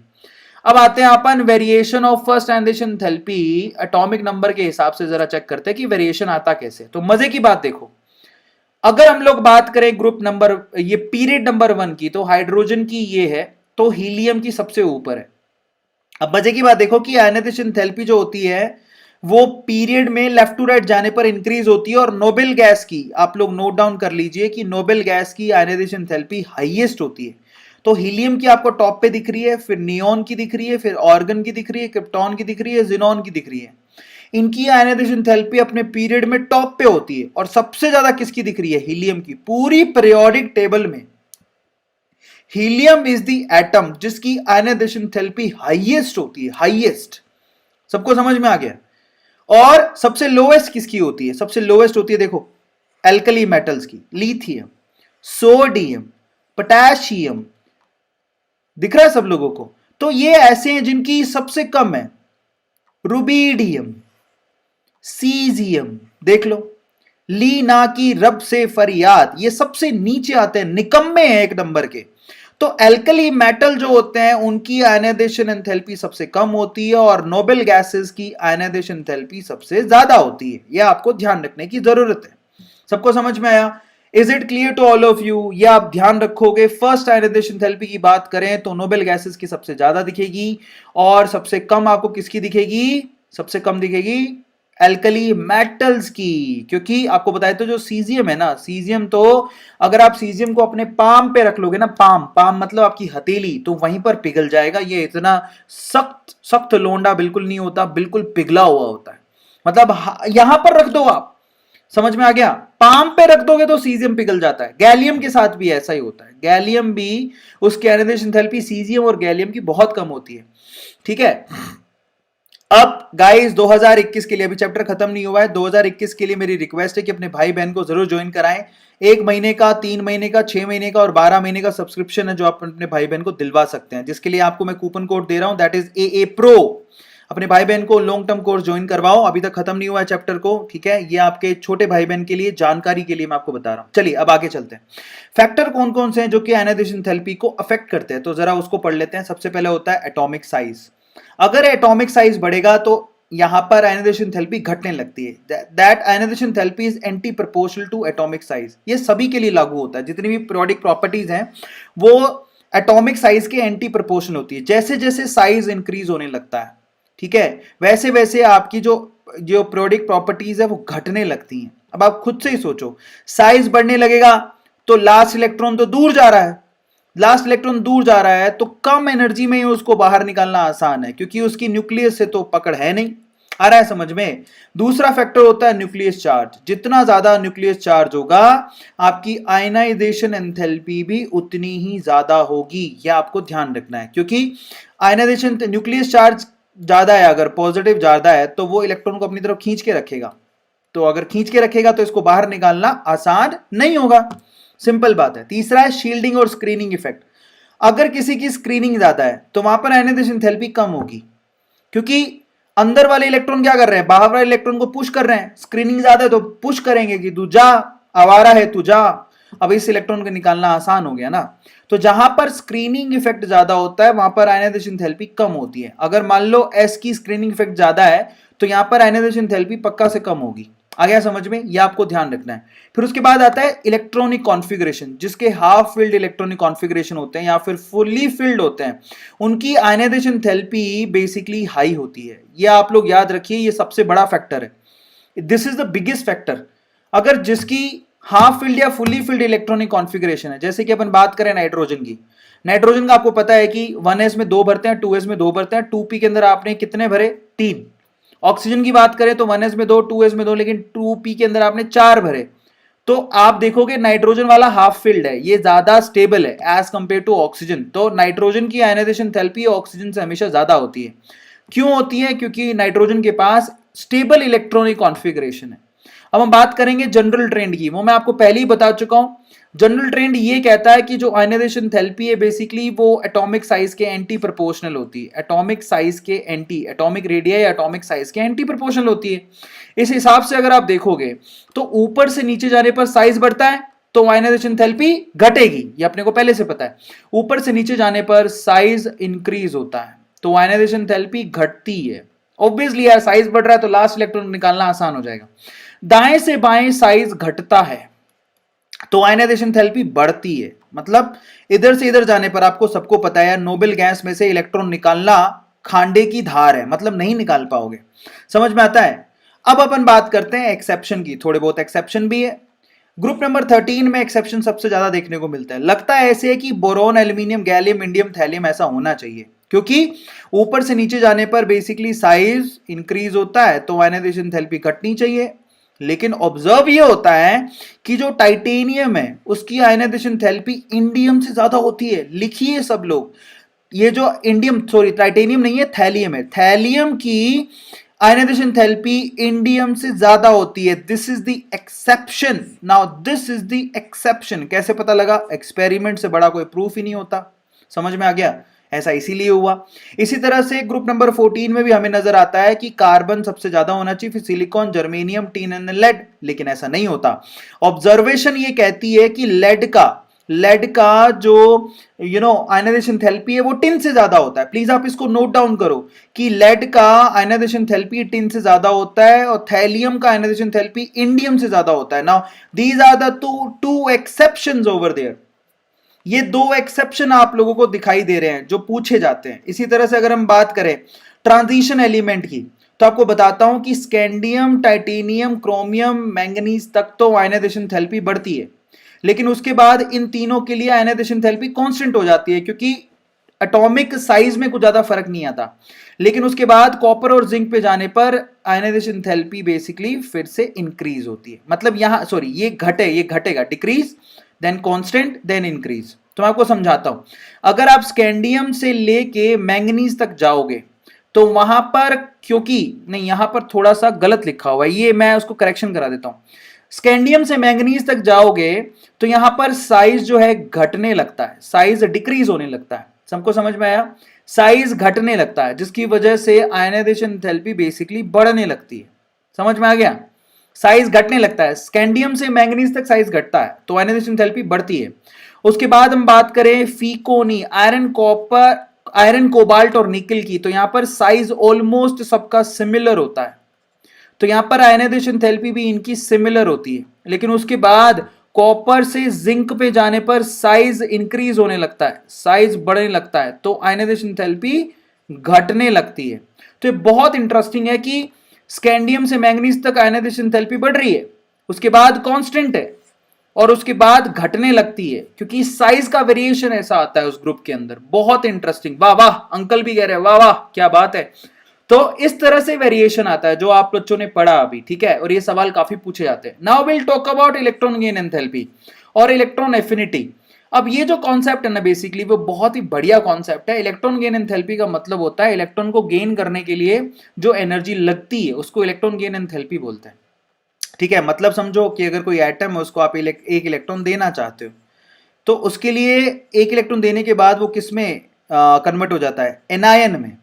तो इसको बोलते हैं इलेक्ट्रॉन गेन एंथैल्पी। अब मजे की बात यह है कि इलेक्ट्रॉन गेन एंथैल्पी पॉजिटिव भी हो सकती है और नेगेटिव भी हो सकती है। ठीक है, जहां तक मैंने आपसे क्या कहा था, आयनाइजेशन एंथैल्पी हमेशा पॉजिटिव होती है, लेकिन electron gain enthalpy is that may be positive, that may be negative.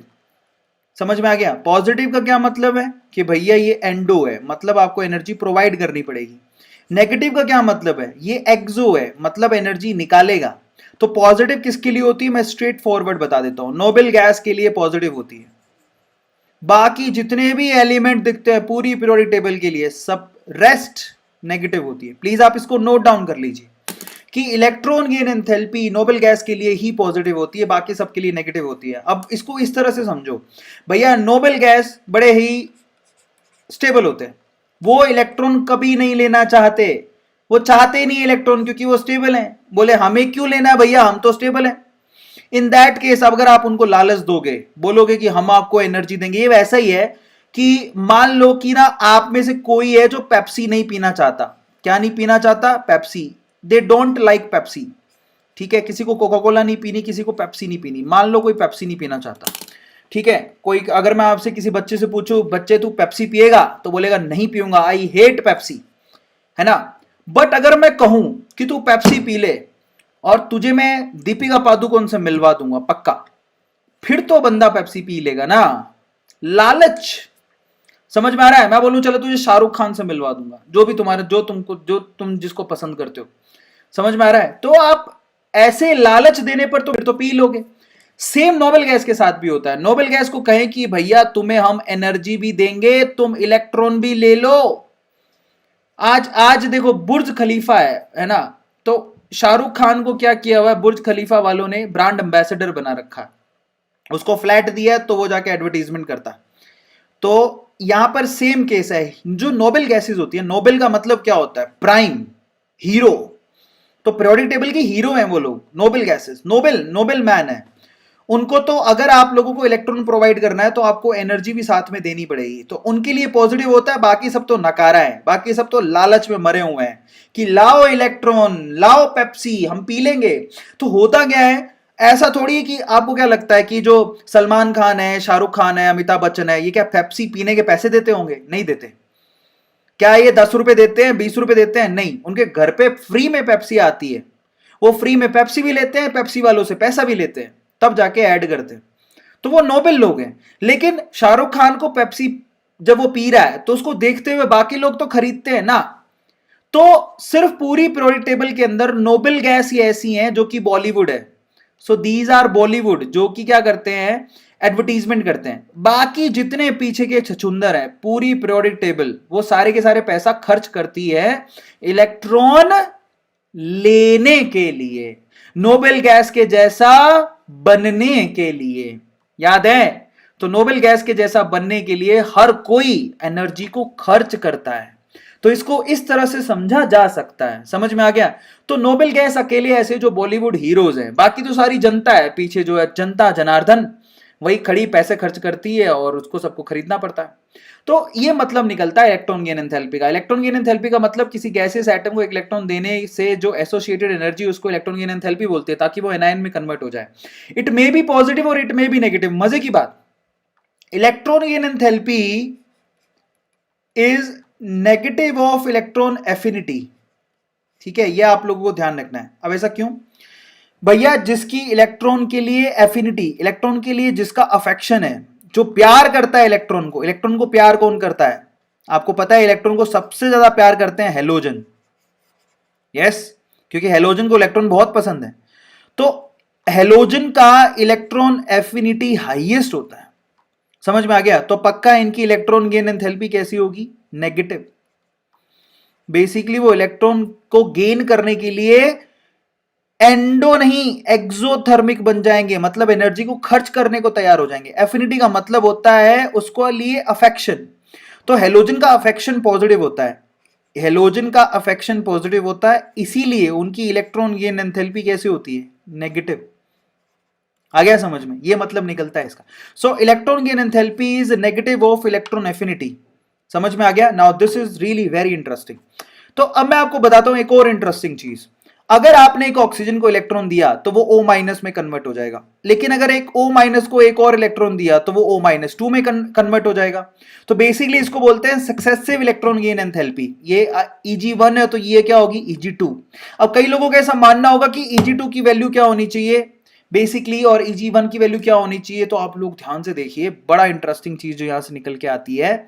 Basically यहां जो डेटा दे रखा है वो बहुत इंटरेस्टिंग है, आप गौर से देखो। पहला इलेक्ट्रॉन लेने के लिए ऑक्सीजन, क्योंकि ऑक्सीजन नॉन मेटल होता है, उसको इलेक्ट्रॉन से प्यार है, पहला इलेक्ट्रॉन लेने के लिए भाई साहब ने इतनी एनर्जी खर्च करी। कितनी है? -141। लेकिन दूसरा इलेक्ट्रॉन लेने के लिए उस भाई साहब को एनर्जी देनी पड़ी। ऐसा क्यों हुआ? क्योंकि जो पहला इलेक्ट्रॉन लिया तो वो O- में कन्वर्ट हो गया। ये O- और ये इलेक्ट्रॉन एक दूसरे को रिपेल करते हैं, मतलब माइनस माइनस एक दूसरे को रिपेल करते हैं। इन दैट केस हमें धक्का लगाना पड़ता है बाहर से कि तू जा जा जा, तब जाके इलेक्ट्रॉन लेता है वो। तो ये बहुत मजेदार बात है कि आप लोग याद रखो, जो सेकंड, याद रखो, second electron gain enthalpy is always positive. ये यूनिवर्सल ट्रुथ है। किसी किसी देखो, नोबेल गैस के अलावा सबके लिए नेगेटिव होती है, ठीक है? तो पहली वाली तो नेगेटिव होगी, नोबेल गैस के अलावा पहली वाली फर्स्ट इलेक्ट्रॉन गेन एंथैल्पी सबके लिए नेगेटिव होगी, लेकिन सेकंड वाली सबके लिए पॉजिटिव होगी। लिख लो, काम आएगा, क्योंकि इलेक्ट्रॉन इलेक्ट्रॉन एक दूसरे को रिपेल करते हैं। इन दैट केस वो लेना पसंद नहीं करते, तो आपको एनर्जी देनी पड़ती है, धक्का देना पड़ता है, ले ले भाई ले ले। तो ये बहुत इंपॉर्टेंट कॉन्सेप्ट है कि जो second ionization, second electron gain enthalpy है वो हमेशा पॉजिटिव होती है। लिख लो, हमेशा। हमेशा समझते हो? हमेशा मतलब ऑलवेज। ये बहुत इंपॉर्टेंट कॉन्सेप्ट है, जेन्युइनली बोल रहा हूं, ध्यान से आप लिख लो, दैट इज ऑलवेज पॉजिटिव और एंडोथर्मिक। ठीक है, अब अपन चेक करते हैं factor of effective electron gain enthalpy, electron affinity. सबसे पहला आता है effective nucleus charge. Effective nucleus charge जितना ज्यादा होगा, ठीक है, इलेक्ट्रॉन के लिए एफिनिटी उतनी ज्यादा होगी, क्योंकि पॉजिटिव चार्ज जितना ज्यादा होगा इलेक्ट्रॉन के लिए अफेक्शन उतना ही ज्यादा होगा। सिंपल सी बात है। तो electron affinity is always directly proportional to nucleus charge. दूसरा आता है शील्डिंग इफेक्ट। अगर शील्डिंग ज्यादा हुई तो इलेक्ट्रॉन के लिए एफिनिटी कहां से आएगी मेरे भाई? समझो भाई, ये न्यूक्लियस है, शील्डिंग इतनी ज्यादा है कि लास्ट इलेक्ट्रॉन ये पड़ा हुआ, तो क्या इलेक्ट्रॉन के लिए अफेक्शन है इसका? अगर शील्डिंग ज्यादा है तो इलेक्ट्रॉन लेना ही नहीं चाहेगा ना ये। तो shielding effect is anti proportional two electron affinity. दूसरा फिर होता है एटॉमिक रेडियाई।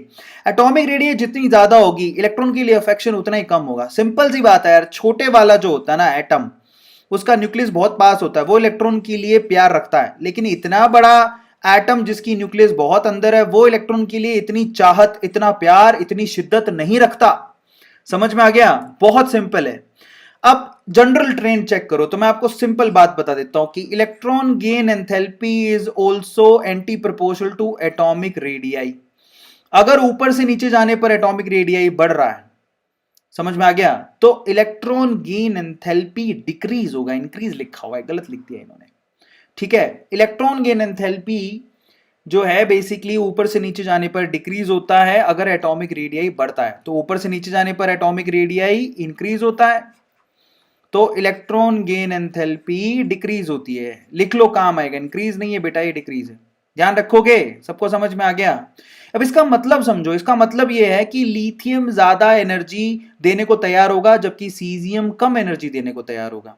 तो ये थोड़ा सा गलत बना हुआ है, मैं इसको करेक्ट कर देता हूं, आप लोग ध्यान रखिएगा। ऊपर से नीचे जाने पर एटॉमिक रेडियाई बढ़ती है तो इलेक्ट्रॉन के लिए एफिनिटी घटने लगती है। समझ में आ गया? तो इलेक्ट्रॉन गेन एंथैल्पी भी बेसिकली घटेगी, मतलब वो ज्यादा प्यार नहीं रखता। अगर दाएं से बाएं की बात करें तो आपको पता है एटॉमिक रेडियाई घटने लगती है तो इलेक्ट्रॉन गेन एंथैल्पी बढ़ने लगती है, इंक्रीज होने लगती है। सबको समझ में आ गया? लेकिन मजे की बात देखो, इस हिसाब से अगर मैं बात करूं तो पूरी पीरियोडिक टेबल के अंदर सबसे ज्यादा, और नोबेल गैसेस को तो हटा ही दो, नोबेल गैसेस को तो हटा ही दो, ये गैसेस इनकी तो इलेक्ट्रॉन गेन एंथैल्पी पॉजिटिव होती है। मैं आपसे पूछ रहा हूं कि most negative electron gain enthalpy किसकी होती है? मोस्ट नेगेटिव का क्या मतलब है? कौन ऐसा है जो इलेक्ट्रॉन के लिए भूखा है, जो कितनी भी अमाउंट में एनर्जी देने को तैयार है? देखो पूरे, अगर कोई पूछे ना किसको पेप्सी की सबसे ज्यादा ललक होगी, तो वो उस आदमी को होगी जो रेगिस्तान में खड़ा होगा। रेगिस्तान में वैसे ही पानी नहीं होता और भयंकर रेगिस्तान में उसको प्यास लग रही है। अगर मैं बोलूं बेटा ये पेप्सी है, तो उसके लिए वो कितनी भी कीमत देने को तैयार हो जाएगा। समझ में आ गया? तो आप उसको पेप्सी दोगे, बदले में वो आपको पैसा देगा। समझो, आप उसको पेप्सी दोगे, बदले में वो आपको पैसा देगा। तो बदले में वो पैसा दे रहा है, इसका मतलब वहां पर वो खर्च कर रहा है, एनर्जी खर्च कर रहा है, तो एनर्जी नेगेटिव हो गई। इसी तरह से पूरी पीरियोडिक टेबल में अगर मैं पूछूं कि सबसे ज्यादा भूखा कौन है इलेक्ट्रॉन के लिए, तो वो है फ्लोरीन। तो सब लोग कहते हैं कि इसकी electron gain enthalpy most negative होनी चाहिए, मतलब सबसे ज्यादा ये एनर्जी को बाहर निकालेगा। लेकिन ऐसा नहीं होता, होना चाहिए था लेकिन ऐसा होता नहीं है। पूरी पीरियोडिक टेबल के अंदर अगर कोई पूछे कि सबसे ज्यादा नेगेटिव इलेक्ट्रॉन गेन एंथैल्पी किसकी है, नेगेटिव का मतलब समझो, नोबेल गैस को छोड़ के सबकी नेगेटिव होती, सबसे ज्यादा नेगेटिव किसकी होगी? वो होती है क्लोरीन की। लिख लो, काम आएगा। Chlorine is the element whose electron gain enthalpy is highest negative in whole periodic table. मैं बताऊं, पूरी ना 12th निकल जाती है, लेकिन बच्चों को ना इलेक्ट्रॉन गेन एंथैल्पी कभी समझ में नहीं आती। इलेक्ट्रॉन गेन एंथैल्पी का मतलब है कि कौन इलेक्ट्रॉन को लेने के लिए अपनी एनर्जी तक खर्च करने को तैयार है। इट्स लाइक किसी को पेप्सी पसंद है, किसी को नहीं पसंद। कोई बिल्कुल प्यासा है तो उसको तो पेप्सी एकदम मर के चाहिए, भैया दे दो, मैं तो प्यासा मर रहा हूं। तो ऐसा ही है कि आपको भूख चेक करनी है कि इस पूरे पीरियोडिक टेबल के अंदर कौन इलेक्ट्रॉन के लिए भूखा है, सबसे ज्यादा भूखा कौन है, सबसे कम भूखा कौन है, और किसको तो लेनी नहीं है। तो नोबेल गैस को तो इलेक्ट्रॉन लेना ही नहीं है, तो इनके लिए इलेक्ट्रॉन गेन एंथैल्पी पॉजिटिव होती है, मतलब आपको एनर्जी खर्च करनी पड़ेगी। रेस्ट जितने भी हैं वो सबके लिए नेगेटिव है। और अब पूछू कि सबसे ज्यादा नेगेटिव किसकी है, सबसे ज्यादा भूखा कौन है, तो वो होता है क्लोरीन। लिख लो, काम आएगा। फ्लोरीन नहीं होता, वो क्लोरीन होता है। अब ऐसा क्यों होता है, that I will tell you. Chlorine is the element who have most negative electron gain enthalpy, जिसकी इलेक्ट्रॉन गेन एंथैल्पी सबसे ज्यादा नेगेटिव होती है। अब ऐसा क्यों? क्योंकि फ्लोरीन की साइज छोटी होती है, वहां पर है ना इलेक्ट्रॉन रिपल्शन ज्यादा होता है। तो बाहर से अगर कोई इलेक्ट्रॉन आता है ना तो उसको वो वेलकम नहीं करते, ये छोटे साइज होने की वजह से ऐसा होता है। ये देखो यहां पर लिखा भी है, ये एक्सेप्शन है जो आप लोगों को ध्यान रखना है। भैया होना चाहिए था फ्लोरीन का ज्यादा, लेकिन होता है क्लोरीन का ज्यादा। ऐसा क्यों होता है? क्योंकि क्लोरीन की size as compared to fluorine बड़ी होती है, और ये कारण सिर्फ फ्लोरीन और क्लोरीन में काम करता है, याद रखना, और किसी में नहीं। क्योंकि क्लोरीन की साइज बड़ी होती है और वहां पर इलेक्ट्रॉन इलेक्ट्रॉन रिपल्शन कम होता है, फ्लोरीन की साइज छोटी होती है और वहां पर इलेक्ट्रॉन इलेक्ट्रॉन रिपल्शन, क्योंकि इलेक्ट्रॉन रिपल्शन का मतलब क्या है, बाहर से इलेक्ट्रॉन आ रहा है ना, साइज छोटी है तो अंदर वाले इलेक्ट्रॉन इसको रिपेल करते हैं, मतलब भग यहां से, आ रहा है समझ में। लेकिन क्लोरीन में ऐसी झंझट नहीं है, क्लोरीन में जो नया इलेक्ट्रॉन आता है वो किसके अंदर आता है, थर्ड ऑर्बिटल के अंदर, थर्ड शेल के अंदर आता है। तो इसलिए क्लोरीन में इतना रिपल्शन ना होने की वजह से उसकी जो electron gain enthalpy most negative होती है। ठीक है, अब हम बात करते हैं यहां पर एप्लीकेशंस ऑफ आयनाइजेशन थेरेपी और इलेक्ट्रॉन एफिनिटी की एप्लीकेशंस क्या हैं, कैसे इनकी आयनाइजेशन थेरेपी अगर आप जानते हो और इलेक्ट्रॉन एफिनिटी जानते हो तो उसकी एप्लीकेशन क्या है। तो सबसे पहली एप्लीकेशन है मेटेलिक कैरेक्टर, आप इससे मेटेलिक कैरेक्टर का पता लग सकते हो। दूसरा नॉन मेटेलिक कैरेक्टर का पता लगा सकते हो।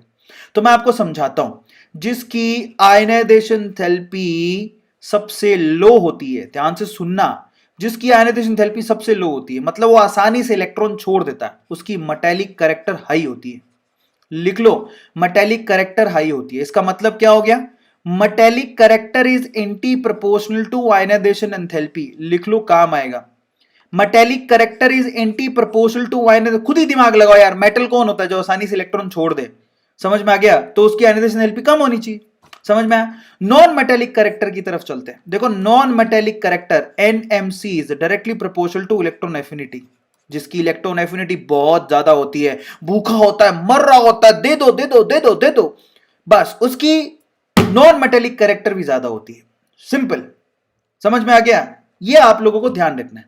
चलिए, तो अगर हम लोग बात करें मेटेलिक कैरेक्टर की, तो अपने को पता है ऊपर से नीचे जाने पर आयनाइजेशन थेरेपी घटती है, मेटेलिक कैरेक्टर बढ़ेगा।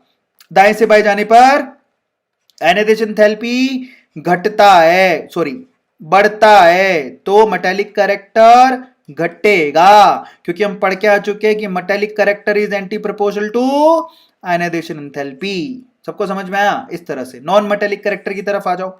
ऊपर से नीचे जाने पर इलेक्ट्रॉन एफिनिटी घटती है, समझ में आ गया, तो नॉन मेटेलिक कैरेक्टर घटेगा, क्योंकि non metallic character is directly proportional two electron affinity. भैया जो इलेक्ट्रॉन के लिए भूखा है वही नॉन मेटल है, आ गया समझ में। और दाएं से बाएं जाने पर इलेक्ट्रॉन एफिनिटी बढ़ती है, तो नॉन मेटेलिक कैरेक्टर भी बढ़ेगा। आप देखो ना, दाएं से बाएं नॉन मेटल आपको कहां मिलते हैं, यही तो है सारे नॉन मेटल, आ गया समझ में। इस तरह से समझाया जाता है। अब आपको मालूम पड़ गया, जरा हम देखें, ऑक्साइड्स भी देख सकते हो, जैसे थर्ड पीरियड के ऑक्साइड देखो आप जरा, सोडियम और मैग्नीशियम का ऑक्साइड मोस्ट बेसिक होता है, समझ में आ गया। दाएं से बाएं जाने पर ऑक्साइड की बेसिसिटी घटने लगती है, याद रखो, समझ में आ गया, क्योंकि ऑक्साइड की basicity, basic character of oxide घटने लगता है, क्योंकि मेटेलिक कैरेक्टर घटने लगता है। इसका मतलब basic nature is directly proportional to metallic character. अगर मेटेलिक कैरेक्टर ज्यादा होगा तो बेसिक नेचर ज्यादा होगा, समझ में आ गया। अब आपको पता है कि एल्यूमिनियम का ऑक्साइड एम्फोटेरिक होता है, लेकिन बाद में सारे के सारे एसिडिक ऑक्साइड्स होते हैं, बेसिक नहीं होते, ये बड़ी कॉमन चीज है। तो मेटल के ऑक्साइड बेसिक होते हैं, नॉन मेटल के ऑक्साइड एसिडिक होते हैं। बेसिक कैरेक्टर जो है वो घटने लगता है अगर मेटेलिक कैरेक्टर घटेगा तो, सिंपल, समझ में आ गया। अब हम बात करेंगे इलेक्ट्रोनेगेटिविटी की। Now this is very interesting, what do you mean by electronegativity. इसमें कोई एक्सेप्शन नहीं है। इलेक्ट्रोनेगेटिविटी का मतलब होता है बॉन्डेड इलेक्ट्रॉन को अपनी तरफ खींचना, ठीक है। बॉन्डेड इलेक्ट्रॉन का मतलब, मान लो H और F के बीच में बॉन्ड बन के रखा है, कोवेलेंट बॉन्ड है, तो दो इलेक्ट्रॉनों ने शेयर करके रखे हैं, लेकिन ये जो फ्लोरीन है इलेक्ट्रॉन का भूखा है, तो इलेक्ट्रॉन को अपनी तरफ खींचेगा। तो बॉन्डेड इलेक्ट्रॉन को अपनी तरफ खींचने का पावर ही क्या कहलाता है, इलेक्ट्रोनेगेटिविटी कहलाता है, समझ में आ गया। बॉन्डेड इलेक्ट्रॉन का, किसी केमिकल बॉन्ड में बॉन्डेड इलेक्ट्रॉन को अपनी तरफ खींचने का पावर इलेक्ट्रोनेगेटिविटी कहलाता है, जैसे फ्लोरीन अपनी तरफ खींचता है। इसमें तो कोई एक्सेप्शन ही नहीं है, स्ट्रेट फॉरवर्ड है। जैसे जैसे आप कोई पूछे कि भैया फैक्टर बताओ कौन कौन से इलेक्ट्रोनेगेटिविटी को अफेक्ट करते हैं, सबसे पहले एटॉमिक रेडियाई। एटॉमिक रेडियाई कम होगा तो इलेक्ट्रोनेगेटिविटी भी कम होगी। मैं पहले ही, इलेक्ट्रोनेगेटिविटी ज्यादा होगी, मैं पहले ही बता चुका हूं कि जितने, अगर मैं बात करूं इलेक्ट्रोनेगेटिविटी की, या फिर बात करूं इलेक्ट्रॉन गेन एंथैल्पी की, या फिर मैं बात कर लूं यहां पर आयनाइजेशन एंथैल्पी की, ये सारी की सारी एटॉमिक रेडियाई के एंटी प्रोपोर्शनल होते हैं। एटॉमिक रेडियाई बढ़ेगी तो सारी चीजें घटती हैं, वो घटेगा तो सारी चीजें बढ़ेंगी, खत्म कहानी। तो पहला तो सबको समझ में आया। न्यूक्लियस चार्ज अगर बढ़ेगा तो इलेक्ट्रॉन नेगेटिविटी भी बढ़ेगी। जरा खुद से सोचो, इलेक्ट्रॉन को खींचना है ना अपनी तरफ, तो न्यूक्लियस में चार्ज जितना ज्यादा होगा इलेक्ट्रॉन को ज्यादा अपनी तरफ खींचेगा। स्क्रीनिंग इफेक्ट के तो एंटी प्रोपोर्शनल होता है, क्योंकि स्क्रीनिंग इफेक्ट बढ़ेगा इसका मतलब इलेक्ट्रॉन रिपेल ज्यादा कर रहे हैं, तो फिर बेसिकली इलेक्ट्रॉन को खींचेगा कैसे वो, क्योंकि इलेक्ट्रॉन तो खुद ही यहां से रिपल्शन ज्यादा हो रहा है। समझ में आ गया?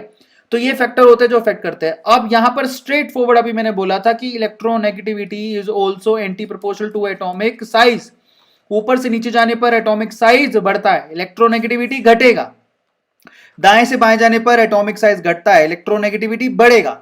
इस हिसाब से सबसे ज्यादा इलेक्ट्रोनेगेटिविटी किसकी होती है? फ्लोरीन की। इसमें कोई एक्सेप्शन नहीं है। फ्लोरीन इज द मोस्ट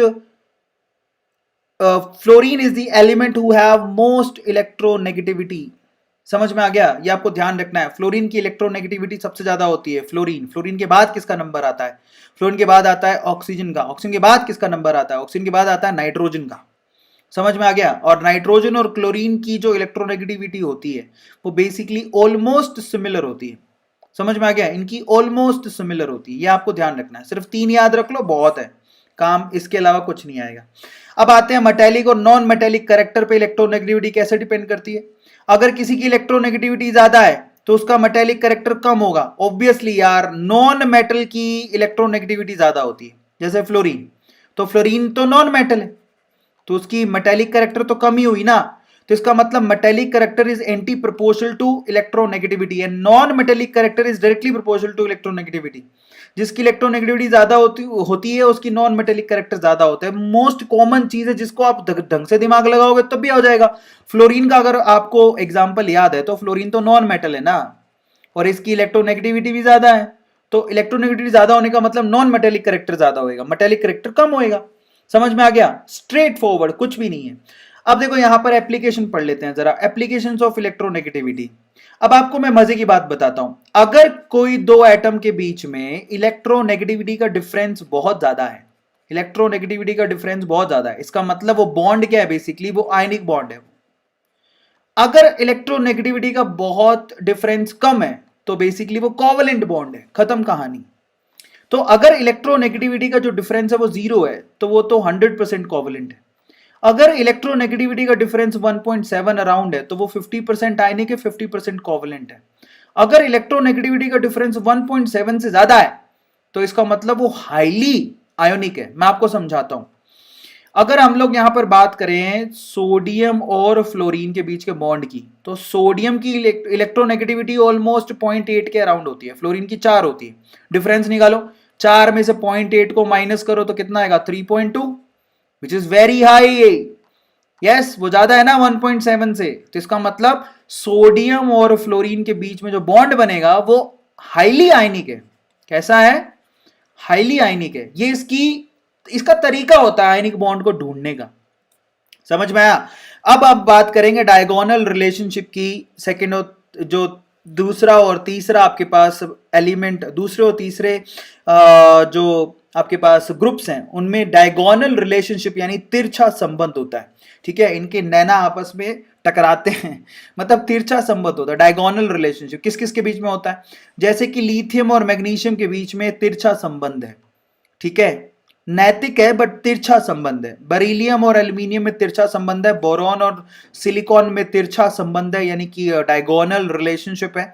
और कार्बन और फॉस्फोरस के बीच में तिरछा संबंध, यानी कि डायगोनल रिलेशनशिप आपको याद रखना है किस किस के बीच में होता है। लिथियम और मैग्नीशियम की साइज ऑलमोस्ट सिमिलर होती है क्योंकि इनमें तिरछा संबंध यानी कि डायगोनल रिलेशनशिप होता है। ठीक है, इसी तरह से बेरिलियम और एल्यूमिनियम के साथ भी ऐसा होता है। These are called diagonal relationship. ठीक है, अब आप लिथियम और मैग्नीशियम के बीच में डायगोनल रिलेशनशिप है तो इसका मतलब इनमें कुछ ना कुछ रिलेशन भी होगा। तो मैं आपको समझा देता हूं। देखो, इनमें कुछ पैरामीटर है। बेसिसिटी, लिथियम के जो हाइड्रोक्साइड होते हैं वो वीक होते हैं, मैग्नीशियम के हाइड्रोक्साइड भी वीक होते हैं। लिथियम भी नाइट्राइड बनाता है, मैग्नीशियम भी नाइट्राइड बनाता है। लिथियम हार्ड होता है, मैग्नीशियम भी हार्ड होता है। जरा पढ़ लो इसको। ठीक है, अब आप देखो, लिथियम के जो क्लोराइड होते हैं बेसिकली वो डी लिक्विसेंट होते हैं, मतलब वो पानी के मॉलिक्यूल को अपने साथ जोड़ के रखते हैं। मैग्नीशियम के भी पानी के मॉलिक्यूल को अपने साथ जोड़ के रखते हैं। लिथियम के जो कार्बोनेट होते हैं बेसिकली वो डीकंपोज हो सकते हैं, मैग्नीशियम के कार्बोनेट्स भी डिकम्पोज हो सकते हैं। आया सबको समझ में?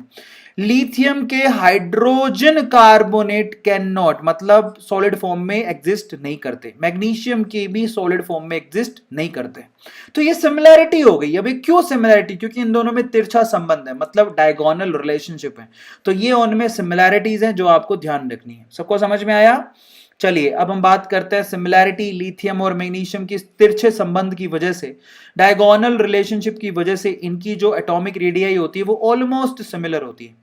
इनकी आयनिक रेडियाई भी ऑलमोस्ट सिमिलर होती है। इनकी इलेक्ट्रोनेगेटिविटी भी ऑलमोस्ट सिमिलर है। जरा आप चेक कर लो, मतलब पास पास है।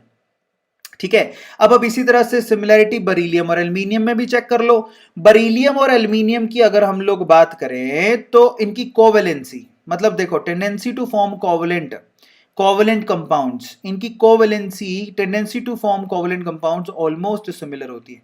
क्या ये रिएक्शन करते हैं एसिड के साथ? ये दोनों के दोनों एसिड के साथ बेसिकली रिएक्शन करना पसंद नहीं करते क्योंकि इनके ऊपर ऑक्साइड की लेयर बन जाती है।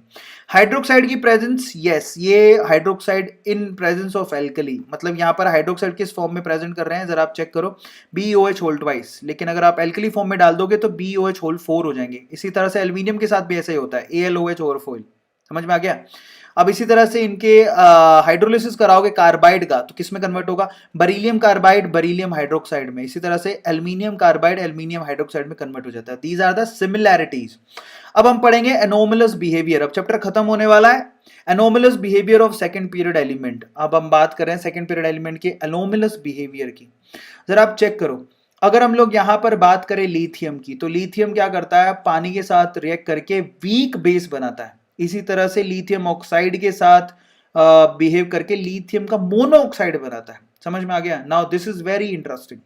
ठीक है, तो लिथियम ऑक्साइड की फॉर्मेशन करता है। लेकिन बाकी क्या करते हैं? बाकी देखो, बाकी जितने भी मेटल होते हैं वो स्ट्रॉन्ग हाइड्रोक्साइड बनाते हैं, लिथियम वीक बनाता है। बाकी ऑक्सीजन के साथ रिएक्ट करके पेरोक्साइड और सुपर ऑक्साइड बनाते हैं, लेकिन ये बेचारा तो मोनोऑक्साइड ही बनाता है। आ गया समझ में? बाकी मेटल हाइड्रोजन के साथ रिएक्ट करके मेटल हाइड्राइड बनाते हैं जो कि अनस्टेबल होते हैं, जबकि लिथियम क्या करता है? हाइड्रोजन के साथ रिएक्ट करके स्टेबल हाइड्राइड बनाता है। बाकी मेटल हेलोजन के साथ रिएक्ट करके MX यानी कि मेटल हाइड्राइड मेटल हैलाइड बनाते हैं जो कि इनसॉल्युबल होते हैं। जरा आप चेक करो, दीज आर इनसॉल्युबल। जबकि लिथियम क्या करता है? हेलोजन के साथ रिएक्ट करके सोल्यूबल हैलाइड बनाता है। तो ये आपको ध्यान रखना है। That's very interesting. अब इसका रीजन क्या होता है कि लिथियम इतना एनोमलस बिहेवियर दिखा रहा है? उसका रीजन है उसका स्मॉल साइज, उसका रीजन है उसकी हाई पोलराइजिंग पावर, क्योंकि छोटा साइज है तो पोलराइजिंग पावर बहुत ज्यादा होती है फजान रूल के हिसाब से। उसकी आयनाइजेशन थेरेपी भी बहुत ज्यादा होती है as compared to other group element. Group की बात कर रहा हूं, लिथियम के नीचे वालों की, उसके साथ कंपैरिजन होता है। और इसकी इलेक्ट्रो पॉजिटिव करेक्टर भी लो होता है एज कंपेयर टू अदर। तो कोई पूछे कि लिथियम इतना अनोखा बिहेवियर क्यों करता है? क्योंकि उसकी साइज छोटी होती है, पोलराइजिंग पावर ज्यादा होती है, आयनाइजेशन थेरेपी ज्यादा होती है और इलेक्ट्रो पॉजिटिव करेक्टर बहुत लो होता है। आया सबको समझ में? इसी तरह से आप बरीलियम का भी एनोमलस बिहेवियर देख सकते हो। बरीलियम भी बड़ा अनोखा है। ग्रुप नंबर 2 के बाकी एलिमेंट आयनिक कंपाउंड बनाते हैं तो बरीलियम कोवेलेंट बनाता है। इनकी कोऑर्डिनेशन नंबर 6 होती है बाकियों की, तो बरीलियम की 4 ही होती है। इनके हाइड्रोक्साइड बेसिक होते हैं तो बरीलियम के एम्फोटेरिक होते हैं। आया समझ में? सो बरीलियम के साथ कुछ अलग ही लेवल का काम है। तो बरीलियम वैसे ही बिहेव करता है जैसे कि लिथियम बिहेव करता है अपने ग्रुप में, वैसे ही बरीलियम अपने ग्रुप में बिहेव करता है। तो ये अनोमलस बिहेवियर है जो मैं आपको पहले ही बता चुका हूं। अब ऐसा क्यों होता है? क्योंकि बरीलियम की साइज छोटी होती है, उसकी आयनिक रेडियस भी छोटी होती है, उसकी पोलराइजिंग पावर ज्यादा होती है, उसकी आयनाइजेशन थेरेपी ज्यादा होती है, उसकी इलेक्ट्रोनेगेटिविटी ज्यादा होती है या फिर इलेक्ट्रोपॉजिटिविटी कम होती है। ये रीजन है। That's done. Finally chapter of खत्म हो गया है। Congratulations to all of you. Done bro. अब ये आने वाले हैं आपको बायो पढ़ाने के लिए। कैसा लग रहा है आपको? इन मैडम से पढ़ना चाहोगे? है ना? चलो, नहीं मजाक कर रहा हूं मैं। I am so sorry but it's done now. Finally it's done. So thank you so much guys. अगर आप अभी भी क्रैश कोर्स ज्वाइन करना चाहते हैं तो 3499 रुपए में आप क्रैश कोर्स ज्वाइन कर सकते हैं, जिसका कूपन कोड है AA2020 VDNT.in/NEETCC। ये इसका लिंक है जिसको जाके आप ज्वाइन कर सकते हैं। इसके अलावा अपने भाई बहनों को 2021 और 22 के लिए लॉन्ग टर्म कोर्स आप ज्वाइन करवा सकते हैं, जिसके लिए आपको इस लिंक पे क्लिक करना है VDNT.in/YT Pro और कूपन कोड यूज करना है AA Pro। समझ में आ गया? ए प्रो। एंड फाइनली गाइस, हमारे जो ऐप है उसको डाउनलोड करना मत भूलिएगा भैया, बहुत बढ़िया ऐप है जिसको आप डाउनलोड कर सकते हैं। यूजर्स चॉइस अवार्ड भी मिला है इसको, और साथ ही साथ हमारे टेलीग्राम के नए ग्रुप को आप ज्वाइन करना मत भूलिएगा। वेदांतु नीट ऑफिशियल 25-26 हजार बच्चे अभी तक ज्वाइन कर चुके हैं। अगर आपने अभी तक भी नहीं किया तो भैया कौन सी दुनिया में हो, कर लो फटाफट से। और सब्सक्राइब करना मत भूलिएगा हमारे चैनल को, और यही हमारे चैनल है और यही हमारा परिवार है। So thank you so much guys. ये चैप्टर आज हमने एक ही शॉट में खत्म कर लिया। अब अगले संडे तक हम लोग इसके क्वेश्चन करेंगे। रूटीन ये रहता है कि जो धूम में कुछ चैप्टर खत्म होंगे उनके जो क्वेश्चंस हैं वो संडे तक, उसी वीक में लास्ट डे पर खत्म किए जाएंगे। चलो गाइज, अब आराम से आप सो जाओ। सब्सक्राइब करना मत भूलना, और अगर आपको कोई भी टॉपिक अच्छे से समझ में आया हो या पूरे शॉर्ट में चैप्टर कवर हो गया हो तो लाइक करना मत भूलना, है ना। चलिए guys, thank you so much, love you all. आराम से सो जाओ, 1300 बच्चे लाइक ऑलरेडी कर चुके हैं। Thank you so much guys, love you all, tata bye bye, see ya, good night, stay healthy, stay at home, bye.